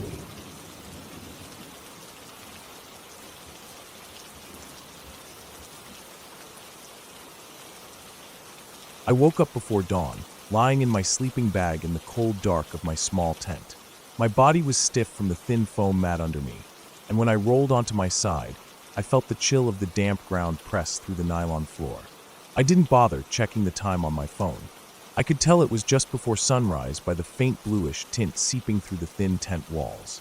The air smelled like wet grass and pine needles. I lay there for a while listening. I could hear the slow dripping of water from the branches above as the morning dew collected and fell. Farther off, I heard the quiet rush of the small creek that ran along the side of the old forest road. Other than that, everything was silent. Even the birds hadn't started singing yet. I finally forced myself to sit up. My shoulders ached from carrying my pack the day before. I rubbed my eyes and unzipped the tent door, letting in the cold, damp air. The forest was dark and blue-gray, filled with shadows and outlines of tall pine trunks and tangled underbrush. I pulled on my boots, which were cold and still a little wet from yesterday's hike. I stepped out onto the flattened patch of moss where I had set my tent. The air smelled sharp and earthy. I stood there for a while, looking at the forest around me. I was camped on a small ridge above the creek, surrounded by pines and birches. There was no sign of anyone else, no distant car sounds, no airplane noise. Just forest, silent and heavy with mist. I stretched my arms and felt the dull ache in my lower back. I turned and walked around to the back of my tent to relieve myself behind a fallen log. As I stood there in the silence, I felt that weird feeling of being watched. I told myself it was just the morning unease I often felt while alone in the woods, when the world still felt half asleep and you felt like an intruder in it. I finished up, zipped myself back into my pants, and walked to my food bag. I had tied it up the night before on a branch away from camp to keep the mice and raccoons out of it. I untied the cord and let it down, opened it up, and dug out a smashed granola bar and a little bag of dried apple slices. I didn't bother with making a fire or boiling water for coffee. I just sat on a stump and chewed my breakfast slowly while staring into the trees. When the sky started to lighten and streaks of gold and pink filtered through the pines, I packed up camp. I stuffed my sleeping bag into its sack, rolled up my mat, folded the tent, and strapped it all onto my backpack. I checked the ground around me to make sure I left no trash behind. Then I hoisted the pack onto my shoulders and adjusted the straps. It felt heavy, as it always did, but I was used to it by now. I set off down the narrow deer trail that wound along the ridge. My plan was to hike about 8 miles that day to reach an old fire lookout site on a rocky hilltop where I planned to camp that night. The trail wasn't marked, but I had downloaded the topo maps on my phone, and I carried a compass and printed maps too. I felt confident navigating through the forest. I walked in silence, only the crunch of pine needles and twigs under my boots, and the shifting weight of my pack. The sun rose slowly, sending slanted beams through the tall trunks, lighting up little patches of bright green moss and ferns. The forest smelled stronger now, damp earth, old pine sap, and the faint sweetness of rotting wood. After about an hour, I stopped by a small stream to refill my water bottle. I crouched down, scooped up some water with my filter bottle, and drank deeply. The cold water felt good in my chest. I stood up and kept moving, following the faint trail that curved through the undergrowth and over roots. Around mid-morning, I came to a stretch where the trail narrowed into thick brush. There were blackberry brambles and small saplings blocking my way. I pushed through them, feeling thorns catch on my sleeves and burrs stick to my pant legs. The forest here felt darker and older. The ground was covered in thick, damp moss and fallen branches. As I pushed through the brush, I heard a faint rustling off to my left. I froze and listened. For a moment there was only silence. Then I heard it again, branches moving softly, like something large passing through them. I scanned the woods but saw nothing. My heart was beating a little faster. I told myself it was probably a deer moving away after smelling me. I moved on, but I felt tense now, my senses sharper, my ears straining for every sound. I kept walking. The trail rose up a small hill where the trees thinned out, and I could see patches of blue sky above. When I reached the top, I stopped to catch my breath and turned around to look behind me. The forest stretched out in endless ridges and valleys, tree after tree, fading into a hazy blue distance. I didn't see anything moving down there, but I still felt uneasy. I took a sip from my water bottle and adjusted my pack straps again. My shoulders were starting to hurt. I turned and started down the other side of the hill, where the trail dropped into a deep gully lined with ferns. As I descended, the air grew cooler and damper, and the light dimmed. The ground here was soft and muddy. My boots sank a little with each step, and I had to watch for slick roots hidden under the wet ferns. Halfway down, I heard the rustling again. This time it was closer, to my right. I stopped and looked around. The trees here were thicker, old pines with rough, dark trunks, and the underbrush was tangled and dense. I stood still, straining my ears. The sound stopped. I waited for a while, but there was only silence, broken by the distant trickle of the creek farther down the gully. I told myself again it was just a deer or maybe a bear, but I felt exposed on the trail, standing there alone. I tightened the chest strap on my pack and moved on, walking faster now. I kept looking back over my shoulder every few steps, scanning the forest behind me. The feeling of being watched wouldn't go away. At the bottom of the gully, I crossed a small muddy stream. I stepped on wet rocks to keep from getting my boots soaked, using my trekking pole to steady myself. I climbed up the far side, grabbing small saplings to pull myself up the steep bank. My breath was coming faster, partly from exertion, partly from that cold feeling of unease creeping up my spine. I kept moving. The trail wound along a narrow ridge now, with steep drops on both sides. The forest here was more open, tall old-growth pines with little underbrush. The ground was covered in thick brown needles. It was quiet, too quiet. I couldn't hear birds, couldn't hear wind, just my own breathing and the creak of my pack straps. Then I heard it again. Footsteps behind me, clear as day, crunching softly on the pine needles. I froze. The footsteps stopped. I turned around slowly, heart pounding, scanning the ridge behind me. Nothing, just trees and shadows. I stood there, feeling my pulse hammering in my ears. I decided to move on. I didn't want to stand still anymore. I started walking faster, almost a jog, my boots thudding softly on the trail. I kept glancing back over my shoulder. I felt a prickling on the back of my neck, like eyes boring into me. I couldn't shake it.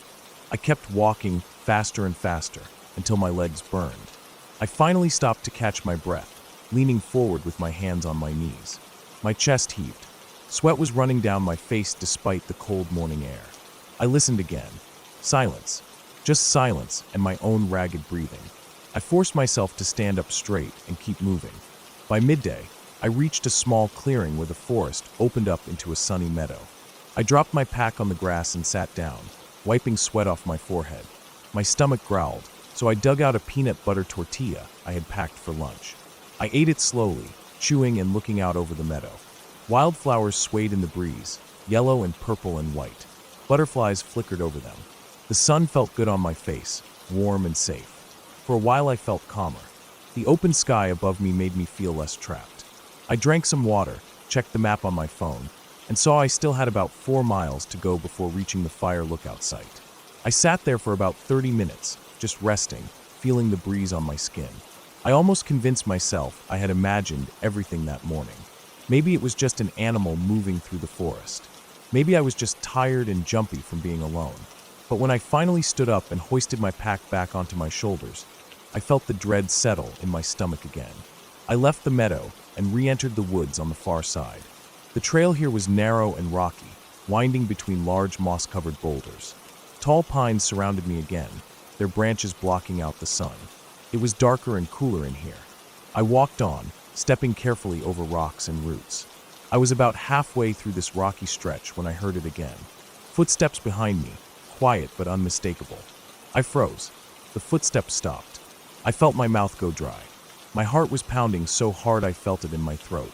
I turned around slowly, scanning the shadows. Nothing, just trees and rocks and shadows. I turned back and started walking again, faster now. I didn't want to run. I knew if it was an animal, running could trigger it to chase me. But I couldn't stop the urge to move faster. My breath came short and shallow. I could hear my own blood rushing in my ears. Every few steps, I turned to look back. I saw nothing, but the footsteps came again, always stopping when I stopped. At one point, I stopped suddenly and spun around fast, hoping to catch whatever it was off guard. But again, there was nothing there. The forest was silent, oppressive. I felt like the trees were leaning in around me, trapping me, hiding whatever was following me. I kept moving, pushing my legs to go faster despite the weight of my pack. My shoulders burned, my thighs ached, but I didn't care.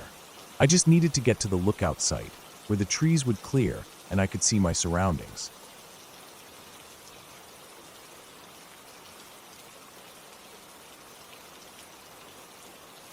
I woke up before dawn, lying in my sleeping bag on the hard ground. The cold had settled deep into my bones overnight, and I could feel the stiffness in my back and neck.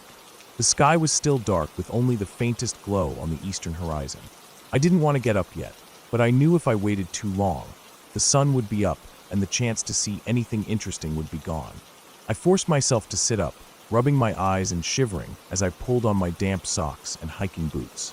My breath puffed out in small white clouds in front of me. I stretched my legs outside the tent and stood up, listening to the quiet woods around me. The leaves were still wet with dew, and I could hear the soft rustling of small animals in the underbrush. I checked my phone, but there was no signal here. I turned it off to save the battery and stuffed it into my backpack. I didn't really need it anyway. I was out here to be alone for a few days, away from everyone and everything, away from work, away from my phone constantly buzzing, away from the endless list of problems waiting for me back home. I grabbed my metal water bottle and drank a few gulps of cold water. My throat felt dry from the cold air. I packed up a small bag with my camera, a granola bar, and my pocket knife and set off into the woods. I knew this area well. I had camped here a few times before, and I knew the trails and the hills and the small creek that cut through the middle of the forest. It wasn't a maintained campground, just a flat clearing I had found a couple years back. There weren't even any fire pits or trash bins out here. It was as close to being alone in nature as I could get without having to hike for days into the backcountry. I started walking up the trail behind my tent, heading toward the ridge where the trees opened up and you could see the valley on the other side. The air was cold on my face, and I kept my hands deep in my jacket pockets. My boots crunched softly on the frosty leaves and pine needles. The sun was starting to light up the sky in pale orange and purple streaks. I could hear birds waking up and singing from the treetops. I loved that sound. It made me feel awake too, like the forest itself was stirring back to life. After about 20 minutes, I reached the ridge. I stood at the edge, looking down into the valley. There was a thick layer of fog settled into it, making the trees look like islands floating on a white sea. I pulled out my camera and took a few photos. The fog glowed softly with the morning light, and I felt that familiar calm settle over me. This was why I came out here. The quiet, the beauty, no human noise, no traffic, just the creaking of the trees in the breeze and the distant sound of a woodpecker hammering away at a trunk somewhere below. I sat on a fallen log to eat my granola bar. My hands were shaking a little from the cold. As I chewed, I heard a branch snap somewhere behind me, deeper into the trees. I didn't turn around right away. Animals were everywhere out here. Deer, coyotes, raccoons, even the occasional black bear. I had seen them all before. But after a moment, I turned my head and scanned the tree line behind me. I didn't see anything, just tall dark trunks and thick underbrush between them. I listened for a few minutes, but there were no more sounds. I stood up and decided to walk along the ridge a bit before heading back to camp. I liked walking early in the mornings. The trails felt empty and untouched, like I was the first human to ever walk them. The sun was starting to rise higher now, and the fog in the valley below was glowing bright white. I walked slowly, careful with each step to avoid slipping on damp moss or fallen branches. As I walked, I kept hearing small noises behind me, like twigs snapping. At first, I ignored them. It was probably a deer or a squirrel moving through the underbrush. But after a while, I realized the sounds were following me. Every time I stopped, the forest went silent too. When I started walking again, a few seconds later I would hear the faint crunch of leaves or a stick breaking somewhere behind me. I stopped and turned around again, scanning the trees carefully. My heart was beating faster now. The air felt colder against my skin, even though the sun was out. I couldn't see anything moving, just the trees standing silent and tall, and small patches of light where the sun broke through the branches. I kept walking, a bit faster now. I tried to tell myself it was an animal, maybe a curious coyote or bobcat, keeping its distance. But I had a feeling in my gut that made me uneasy. The feeling you get when someone is watching you. When I reached a small clearing, I stopped again and crouched down behind a tree, listening carefully. I waited for almost a full minute before I heard it. A single footstep, crunching slowly on the leaves. It sounded heavier than a deer, more careful than a bear, like something trying to move quietly, but stepping on a dry branch by mistake. I felt a jolt of fear run through my chest. My mouth felt dry, and I could hear my own heart pounding in my ears. I stayed crouched down, trying to calm my breathing. I didn't want to panic. If it was a person, maybe they were just out hiking too. But then I thought about how early it still was, how far off the main trails I had come, and how there were no other cars parked near the dirt track where I left mine. I stood up slowly and kept walking, this time leaving the trail and heading straight downhill through the trees. The slope was steep, and I grabbed branches to keep from slipping. I moved as quietly as I could, careful not to step on dry twigs. I wanted to lose whoever or whatever was following me. I didn't look back. I just kept moving downhill until I reached the creek at the bottom of the valley. The water was shallow and clear, bubbling over small stones. I stepped into it, feeling the cold sting through my boots, and walked along the creek for a while. I hoped that if it was a person following me, they wouldn't be able to track my footprints through the water. After maybe 10 minutes, I climbed out of the creek and crouched behind a thick fallen tree, hidden by ferns and bushes. I waited there, listening to the forest around me. My legs were trembling from the cold water in my boots, and my socks felt soaked through. I didn't hear anything for a long time, just birds and the wind in the trees. I felt a small wave of relief wash over me. Maybe I had imagined it. Maybe I was just being paranoid, alone out here in the early morning. But I didn't move for another 20 minutes, just to be sure. Finally, when the sun was fully up and lighting the whole forest in pale gold, I stood up and started heading back toward camp. I moved slowly, listening for any sounds, scanning the trees carefully as I walked. My boots squished with each step, and my toes felt numb from the cold creek water. I kept thinking about who it could have been. A hunter? But it wasn't hunting season. Another hiker? But why would they follow me off the trail like that? The thought made my stomach twist. When I reached my campsite, I felt a strange sense of relief and dread at the same time. Everything was just as I left it. My tent stood silent under the trees.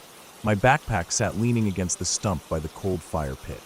I walked around the clearing, checking the edges, looking for footprints or broken branches. There was nothing obvious, but I couldn't shake the feeling that someone had been out there with me, watching me. I packed up my things quickly. My hands were still shaking as I stuffed my sleeping bag into its sack and rolled up my tent. I tried to move fast but quiet, listening to the woods around me the whole time. When everything was packed, I strapped it all to my pack frame and swung it onto my back. It felt heavier than usual. I tightened the straps and set off down the narrow trail that led back to where my car was parked. The walk back felt longer than it should have. I kept looking over my shoulder every few minutes. Every time I saw a dark shape behind a tree, my heart jumped into my throat until I realized it was just a burnt trunk or a crooked branch. The sun was bright now, filtering through the leaves above me and making patterns on the ground. The birds were singing, and the air smelled like pine sap and damp earth. It should have felt peaceful, but it didn't. When I finally reached the edge of the forest and saw my car parked under the trees, I felt a huge wave of relief. I walked faster, almost jogging the last 100 feet. I dropped my pack onto the gravel and unlocked the door. I opened it and threw my gear onto the passenger seat. As I closed the door and sat down behind the wheel, I felt my whole body start to relax. My hands were still shaking on the steering wheel, but I felt safer with the solid metal of the car around me. I sat there for a few minutes, catching my breath, looking out at the forest. The trees stood silent and unmoving. Nothing looked out of place, but I couldn't shake the feeling that something was still watching me. I started the engine and turned the car around, driving slowly down the narrow dirt road that led back to the highway. I kept looking in my rearview mirror, half expecting to see someone step out onto the road behind me. When I reached the highway, I drove straight into town. I pulled into a gas station and went inside to buy a hot coffee. My boots squelched with each step, and my socks felt ice cold against my feet. As I paid for my coffee, I noticed my hands were still trembling. The cashier didn't say anything about it. I sat in my car in the parking lot for a long time, just holding the warm paper cup and staring out the windshield. I kept thinking about what happened, about how careful the footsteps sounded, about how they always stopped when I stopped, about how I never saw anyone, no matter how hard I looked. I told myself it was probably just an animal, that I was overreacting, that I let my fear get the better of me. But deep down, I knew it wasn't an animal. I didn't know who it was or what they wanted, but I knew someone had been out there, following me through the silent morning woods. That night, back at home in my apartment, I lay in bed staring at the ceiling.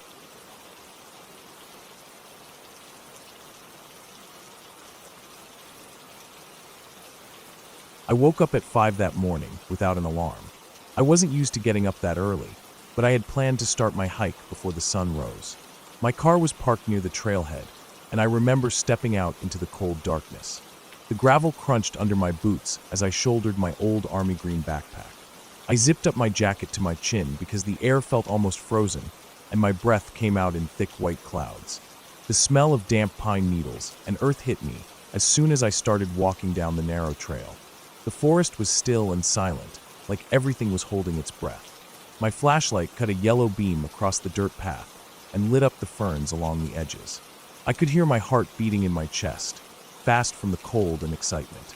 I just wanted to get deep into the woods before the sun came up, because I liked feeling alone out there, surrounded by nothing but trees and dirt and old fallen logs covered in moss. It felt like being inside the chest of the earth itself, where no one could find me. I kept walking, moving quickly at first, feeling the gravel change into packed dirt and the slope starting to rise. My calves burned a little as I went up, but it felt good. I passed tall pines standing in clusters with their dark trunks going up, and sometimes I saw shapes between them that looked like people. But when I aimed my flashlight, there was nothing except tree trunks, shadows, and low branches. After about an hour, I stopped to drink some water. I turned off my flashlight for a minute to save the battery and looked up at the sky. It was still black, but fading to deep blue. Some stars were still out. I could see my breath floating up, disappearing into the darkness. Everything was silent except for the wind moving through the pine needles high above me, making a soft hissing sound like faraway ocean waves. I kept going, feeling the slope get steeper. The trail had sharp turns and switchbacks. Sometimes I slipped on dry pine needles, and little stones rolled under my boots. I used a stick I found as a walking stick to keep my balance. I could feel sweat dripping down my back under my jacket, even though the air was cold. My hands were stiff from gripping the stick and the flashlight, switching them back and forth as needed. When the sky finally turned gray, I felt relieved. The forest began to wake up. Birds started chirping high in the trees, and a few crows cawed somewhere deeper in. I saw the faint orange glow spreading between the trunks, lighting up the forest floor with a dim light that grew stronger every minute. I turned off my flashlight and clipped it to my belt. My shoulders hurt from carrying the heavy pack, but I kept walking because I wanted to reach the ridge before the sun rose completely. About halfway up, I stopped again to catch my breath. I set down my bag on a flat rock and stood there, looking down at the slope I had climbed. The trees looked like green spikes stretching down into the valley. The cold morning wind blew in my face and through my sweaty hair. I wiped my forehead and took off my gloves to stretch my fingers. I took out a granola bar and started eating it slowly. Each bite felt dry and tasteless, but I forced it down. I needed the energy. As I chewed, I noticed something moving through the trees below me. At first, I thought it was a deer because I could see the brownish shape moving quietly between the trunks, but when I squinted, I realized it wasn't shaped like a deer at all. It looked human. It was moving uphill, but in a slow, steady way that didn't look rushed or tired. I felt my chest tighten with that odd feeling I get when I see another person unexpectedly in the woods. It wasn't fear, exactly, but something like it. An uncomfortable prickle at the base of my neck. I stood there staring down, hoping it was just another hiker, but the way it moved was strange. It didn't seem to be following the trail. It moved straight up the steep slope, stepping over logs and rocks with a heavy kind of slowness, like its legs weighed a ton each. I couldn't see its face because its head was down. It had a hood on, or maybe long hair that covered its head. I stood completely still, just watching, not sure what to do. Then I quickly grabbed my backpack and started hiking again, faster this time, trying to get away from whatever it was. I didn't want to stand there and wait for it to come up to where I was. My boots pounded the dirt as I moved, my breathing loud in my ears. I didn't look back because I felt too afraid to see how close it might be now. I kept walking fast until my thighs burned and my chest felt tight. But I didn't stop. The sun finally rose fully, sending yellow light through the trees and warming my cold face. I felt a bit better then. The forest no longer felt dark and secretive. It felt like any other forest during the day. Birds flitted between branches, squirrels darted across the trail, and the light glowed on everything, making it look alive. After another hour or so, I reached the ridge. I stood there breathing heavily, feeling proud that I made it. The view was wide and clear, with mountains in the distance and low valleys filled with mist. I could see little dots of farms far away and some narrow roads cutting through the trees. I dropped my bag on the dirt and sat on a flat rock, drinking water again and letting the sun warm my arms and face. The wind was cold, but the sunlight felt strong. I sat there for a long time, just staring out and eating peanuts and raisins. My legs felt numb from the climb. I stretched them out, feeling my knees pop. I watched hawks glide high up in the sky, circling over the trees. I didn't want to go back down yet, but I knew I had to. The downhill always hurt my knees worse than the uphill, but I couldn't stay there forever. Finally, I packed up and started walking back down. The trail felt different going the other way. I had to lean back a little to keep from sliding too fast. My boots scraped the dirt and kicked small stones loose. My thighs started to ache again, and my knees felt like rusty hinges. I used the walking stick to steady myself. Every now and then I stopped to stretch out my legs or drink water. After about 30 minutes, I started to feel uneasy again. I kept thinking about the person I saw earlier, moving up the slope. I wondered if I would run into them on the way down. My stomach twisted at the thought. I walked faster, feeling sweat drip down my back again despite the cold air. The forest around me seemed darker, even though it was mid-morning. The tall pines blocked out a lot of the light, and the trail felt narrow and enclosed. Suddenly, up ahead, I saw something in the trail. It was a backpack, just sitting there in the middle of the dirt path. It was old and faded blue, with ripped straps. I stopped walking and stared at it. My chest felt tight again. There was no one around.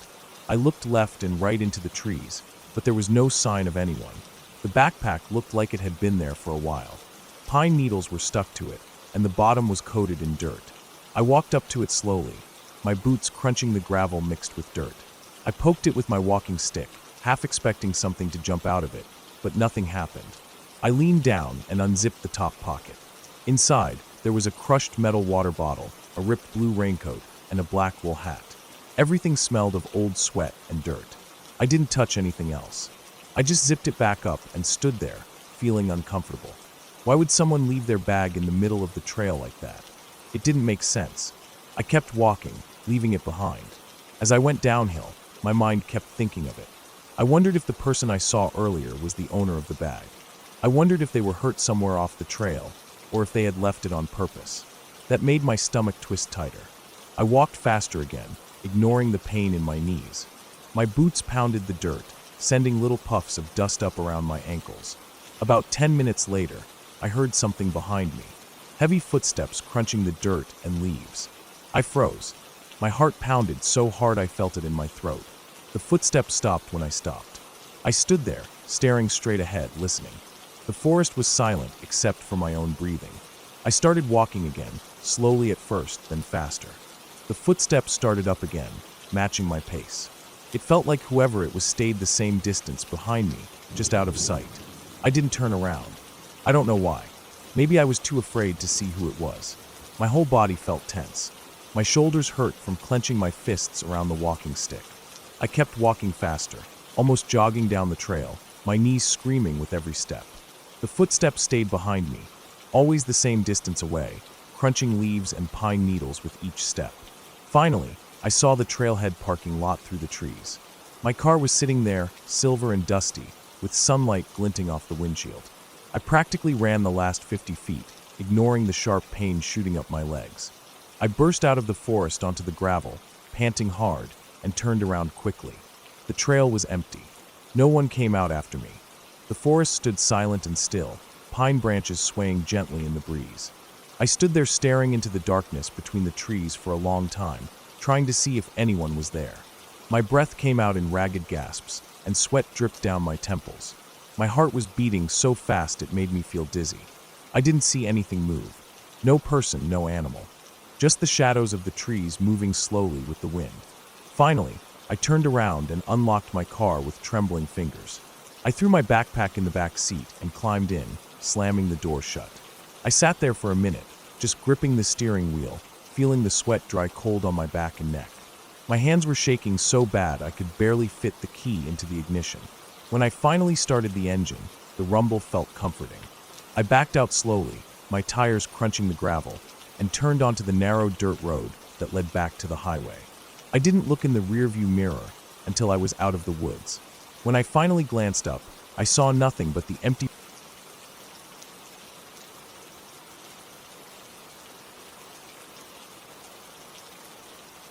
I woke up that morning feeling heavy in my chest, like someone had stacked bricks there while I slept. My sheets were twisted around my legs, damp with sweat. It was still dark in my room, the curtains drawn tight against the pale gray light outside. My alarm hadn't gone off yet. I just lay there, breathing slowly, trying to push away the taste of the dream I had just come out of. It had felt so real. I wasn't myself in it. I was just watching, like I was hovering somewhere above or behind what was happening. There was a storm. The wind was howling, tearing across a dark sea, and rain whipped sideways against a huge boat.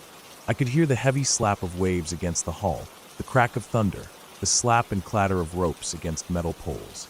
I saw the man first. He was big, wearing a dark coat that flapped around his knees in the storm winds. He had a woman with him. Her hair was plastered to her face with rain, and she was screaming, trying to push him away. Her bare feet were slipping on the wet deck, and her hands clutched at his arms as he held her by the shoulders. He pulled something from his coat pocket, a thin knife like a fishing blade. The lightning flickered, and I saw the blade shine silver in his fist. Without any pause, he shoved it into her stomach. I saw it go in. I saw her mouth open in a silent scream that was eaten by the wind. Her legs gave out under her, and she folded to the ground, holding her stomach as blood mixed with the water running across the deck. The man grabbed her under the arms, dragged her to the railing, and shoved her over the edge into the churning black water below. My dream shifted then. I didn't feel the boat or the sea anymore. I saw the same man running, his heavy boots thudding on damp earth. Trees blurred around him. Thin trunks, scrub branches, dark forest floor layered with rotting leaves. Rain was still falling, but softer now, just dripping through the canopy above. He was panting, sweat mixed with rain streaking his cheeks, and his coat flapped behind him as he ran. There was something behind him, something pale moving through the shadows between the trees. It floated over the dead leaves and roots. I couldn't see its face at first, just long wet hair, white skin, dark smudges where eyes should be. It followed him, gliding just behind him no matter how fast he ran. He tripped once, scrambled back up, and I could hear him whimpering, his breath coming in ragged gasps. The thing behind him moved closer, her arms reaching forward, hair falling away from her face. I saw it was the woman from before, her stomach still torn open, dark with blood and water.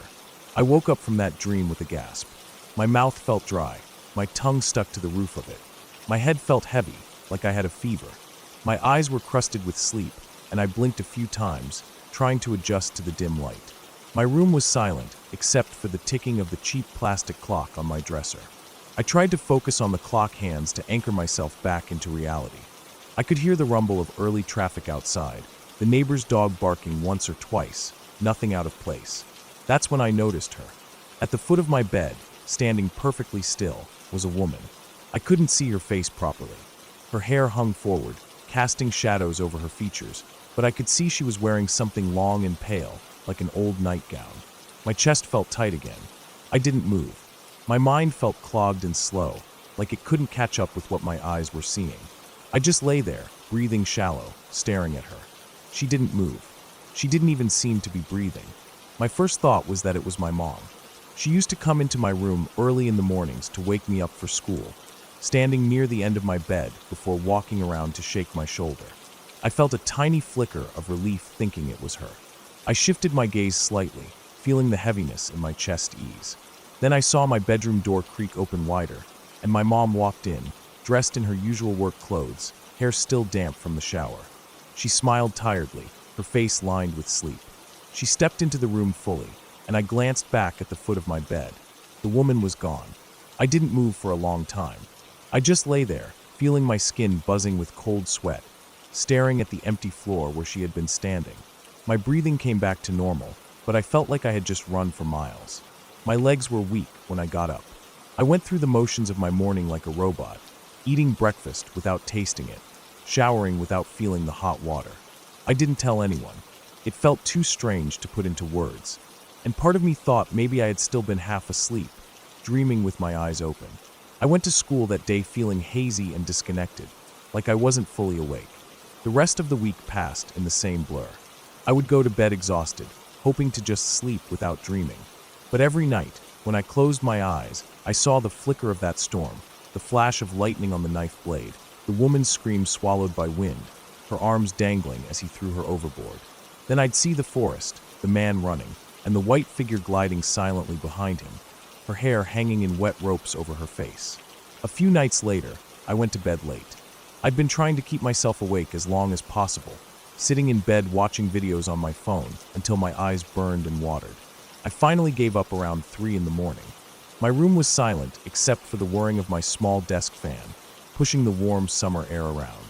I fell asleep quickly, too tired to even pull the sheets properly over my body. I don't remember the dream I had that night. I just remember waking up with a jolt, my heart thumping painfully hard against my ribs. I felt like I couldn't breathe properly. My skin felt clammy with sweat. The fan was still blowing on me, rattling softly against the loose plastic cover, and the sound felt sharp and too loud in the quiet. I stared at the ceiling, waiting for my heartbeat to slow down. I didn't know what had woken me. My mouth felt dry again, like I'd been breathing with it open for hours. Then I felt a presence next to me. It was like the air itself had shifted, like the temperature changed around me. My chest tightened, and I slowly moved my eyes to the side. Standing right next to my bed, so close that if I reached out I could touch her, was the same woman. She wasn't looking at me. Her head was angled down slightly, her hair hanging forward so all I could see was the curve of her cheek and the white of her neck. Her hands hung by her sides, long thin fingers curled loosely. I didn't move. My breathing came in short little gasps, the air catching in my throat. I couldn't see her eyes, but I knew they were open, staring down at the floor or at me. I felt frozen. My whole body felt like it had sunk into the mattress, too heavy to lift. I blinked. Once. Twice. My eyes felt gritty and sore. The third time I blinked, she was gone. I was staring at empty space. My chest felt like it was going to explode. I sucked in a deep breath, feeling tears burning behind my eyes from the relief and the terror all mixed together. I didn't sleep for the rest of the night. I just lay there, staring at the ceiling, feeling every small sound in the house vibrate through my bones. The next morning, I felt sick. My head ached, and my throat was sore from breathing through my mouth all night. I sat on the edge of my bed, staring at the carpet where she had stood. The pale morning light was slanting through the thin gap in my curtains, lighting up the dust floating in the air. Everything looked so normal. The carpet, my dresser with scattered coins and old receipts, my backpack leaning against the wall, my shoes half under the bed. But the normalcy felt fake, like it was all just covering up something rotting underneath. I went through my morning routine again like a machine, brushing my teeth too hard and making my gums bleed, gulping down water that felt sharp and cold in my chest. I looked at myself in the mirror before leaving for school. My eyes looked sunken, with dark purple smudges under them. My hair was a mess, sticking up in tufts where I had been sweating against the pillow. I didn't bother fixing it. That day dragged by slower than anything I'd ever felt. The sun felt too bright on my skin, making my eyes water. The chatter of people in class sounded distant, like I was underwater. Every time I closed my eyes, even for a second, I saw her standing there again. Sometimes at the foot of my bed, sometimes next to it. Once I saw her standing in the corner of my classroom, just for a split second before I blinked her away. When I got home, I didn't go straight to my room. I sat on the couch in the living room for a long time, staring at the muted TV. I could hear my mom in the kitchen, pots clanging, water running. The smell of dinner cooking made my stomach twist. I couldn't eat that night. I just went to bed early, pulling the sheets up to my chin, curling my knees tight to my chest. My eyes burned with exhaustion, but sleep didn't come for a long time. I never saw her again after that. I don't know why. Maybe my mind finally let go of the dream. Maybe my body was too tired to keep bringing her back. For weeks after, I still woke up in the middle of the night, staring into the darkness of my room, waiting to see her pale shape standing there. But she never came back. Eventually, I stopped thinking about her as much. Life went back to its normal slow routine. School, home, sleep, repeat. But even now, when I wake up at night and my room is silent and dark, I still feel the memory of that presence next to me. I still feel the heavy cold air on my skin, like the air shifts in the dark, pressing down on me. I don't see her anymore, but I feel her. Every time I wake up sweating, my sheets twisted around me, my heart pounding, I remember the way she just stood there, not moving, not breathing, like she was waiting for something. And I know that no matter how much I try to forget, she's still there somewhere, in that place where dreams and waking bleed together, waiting for me to see her again.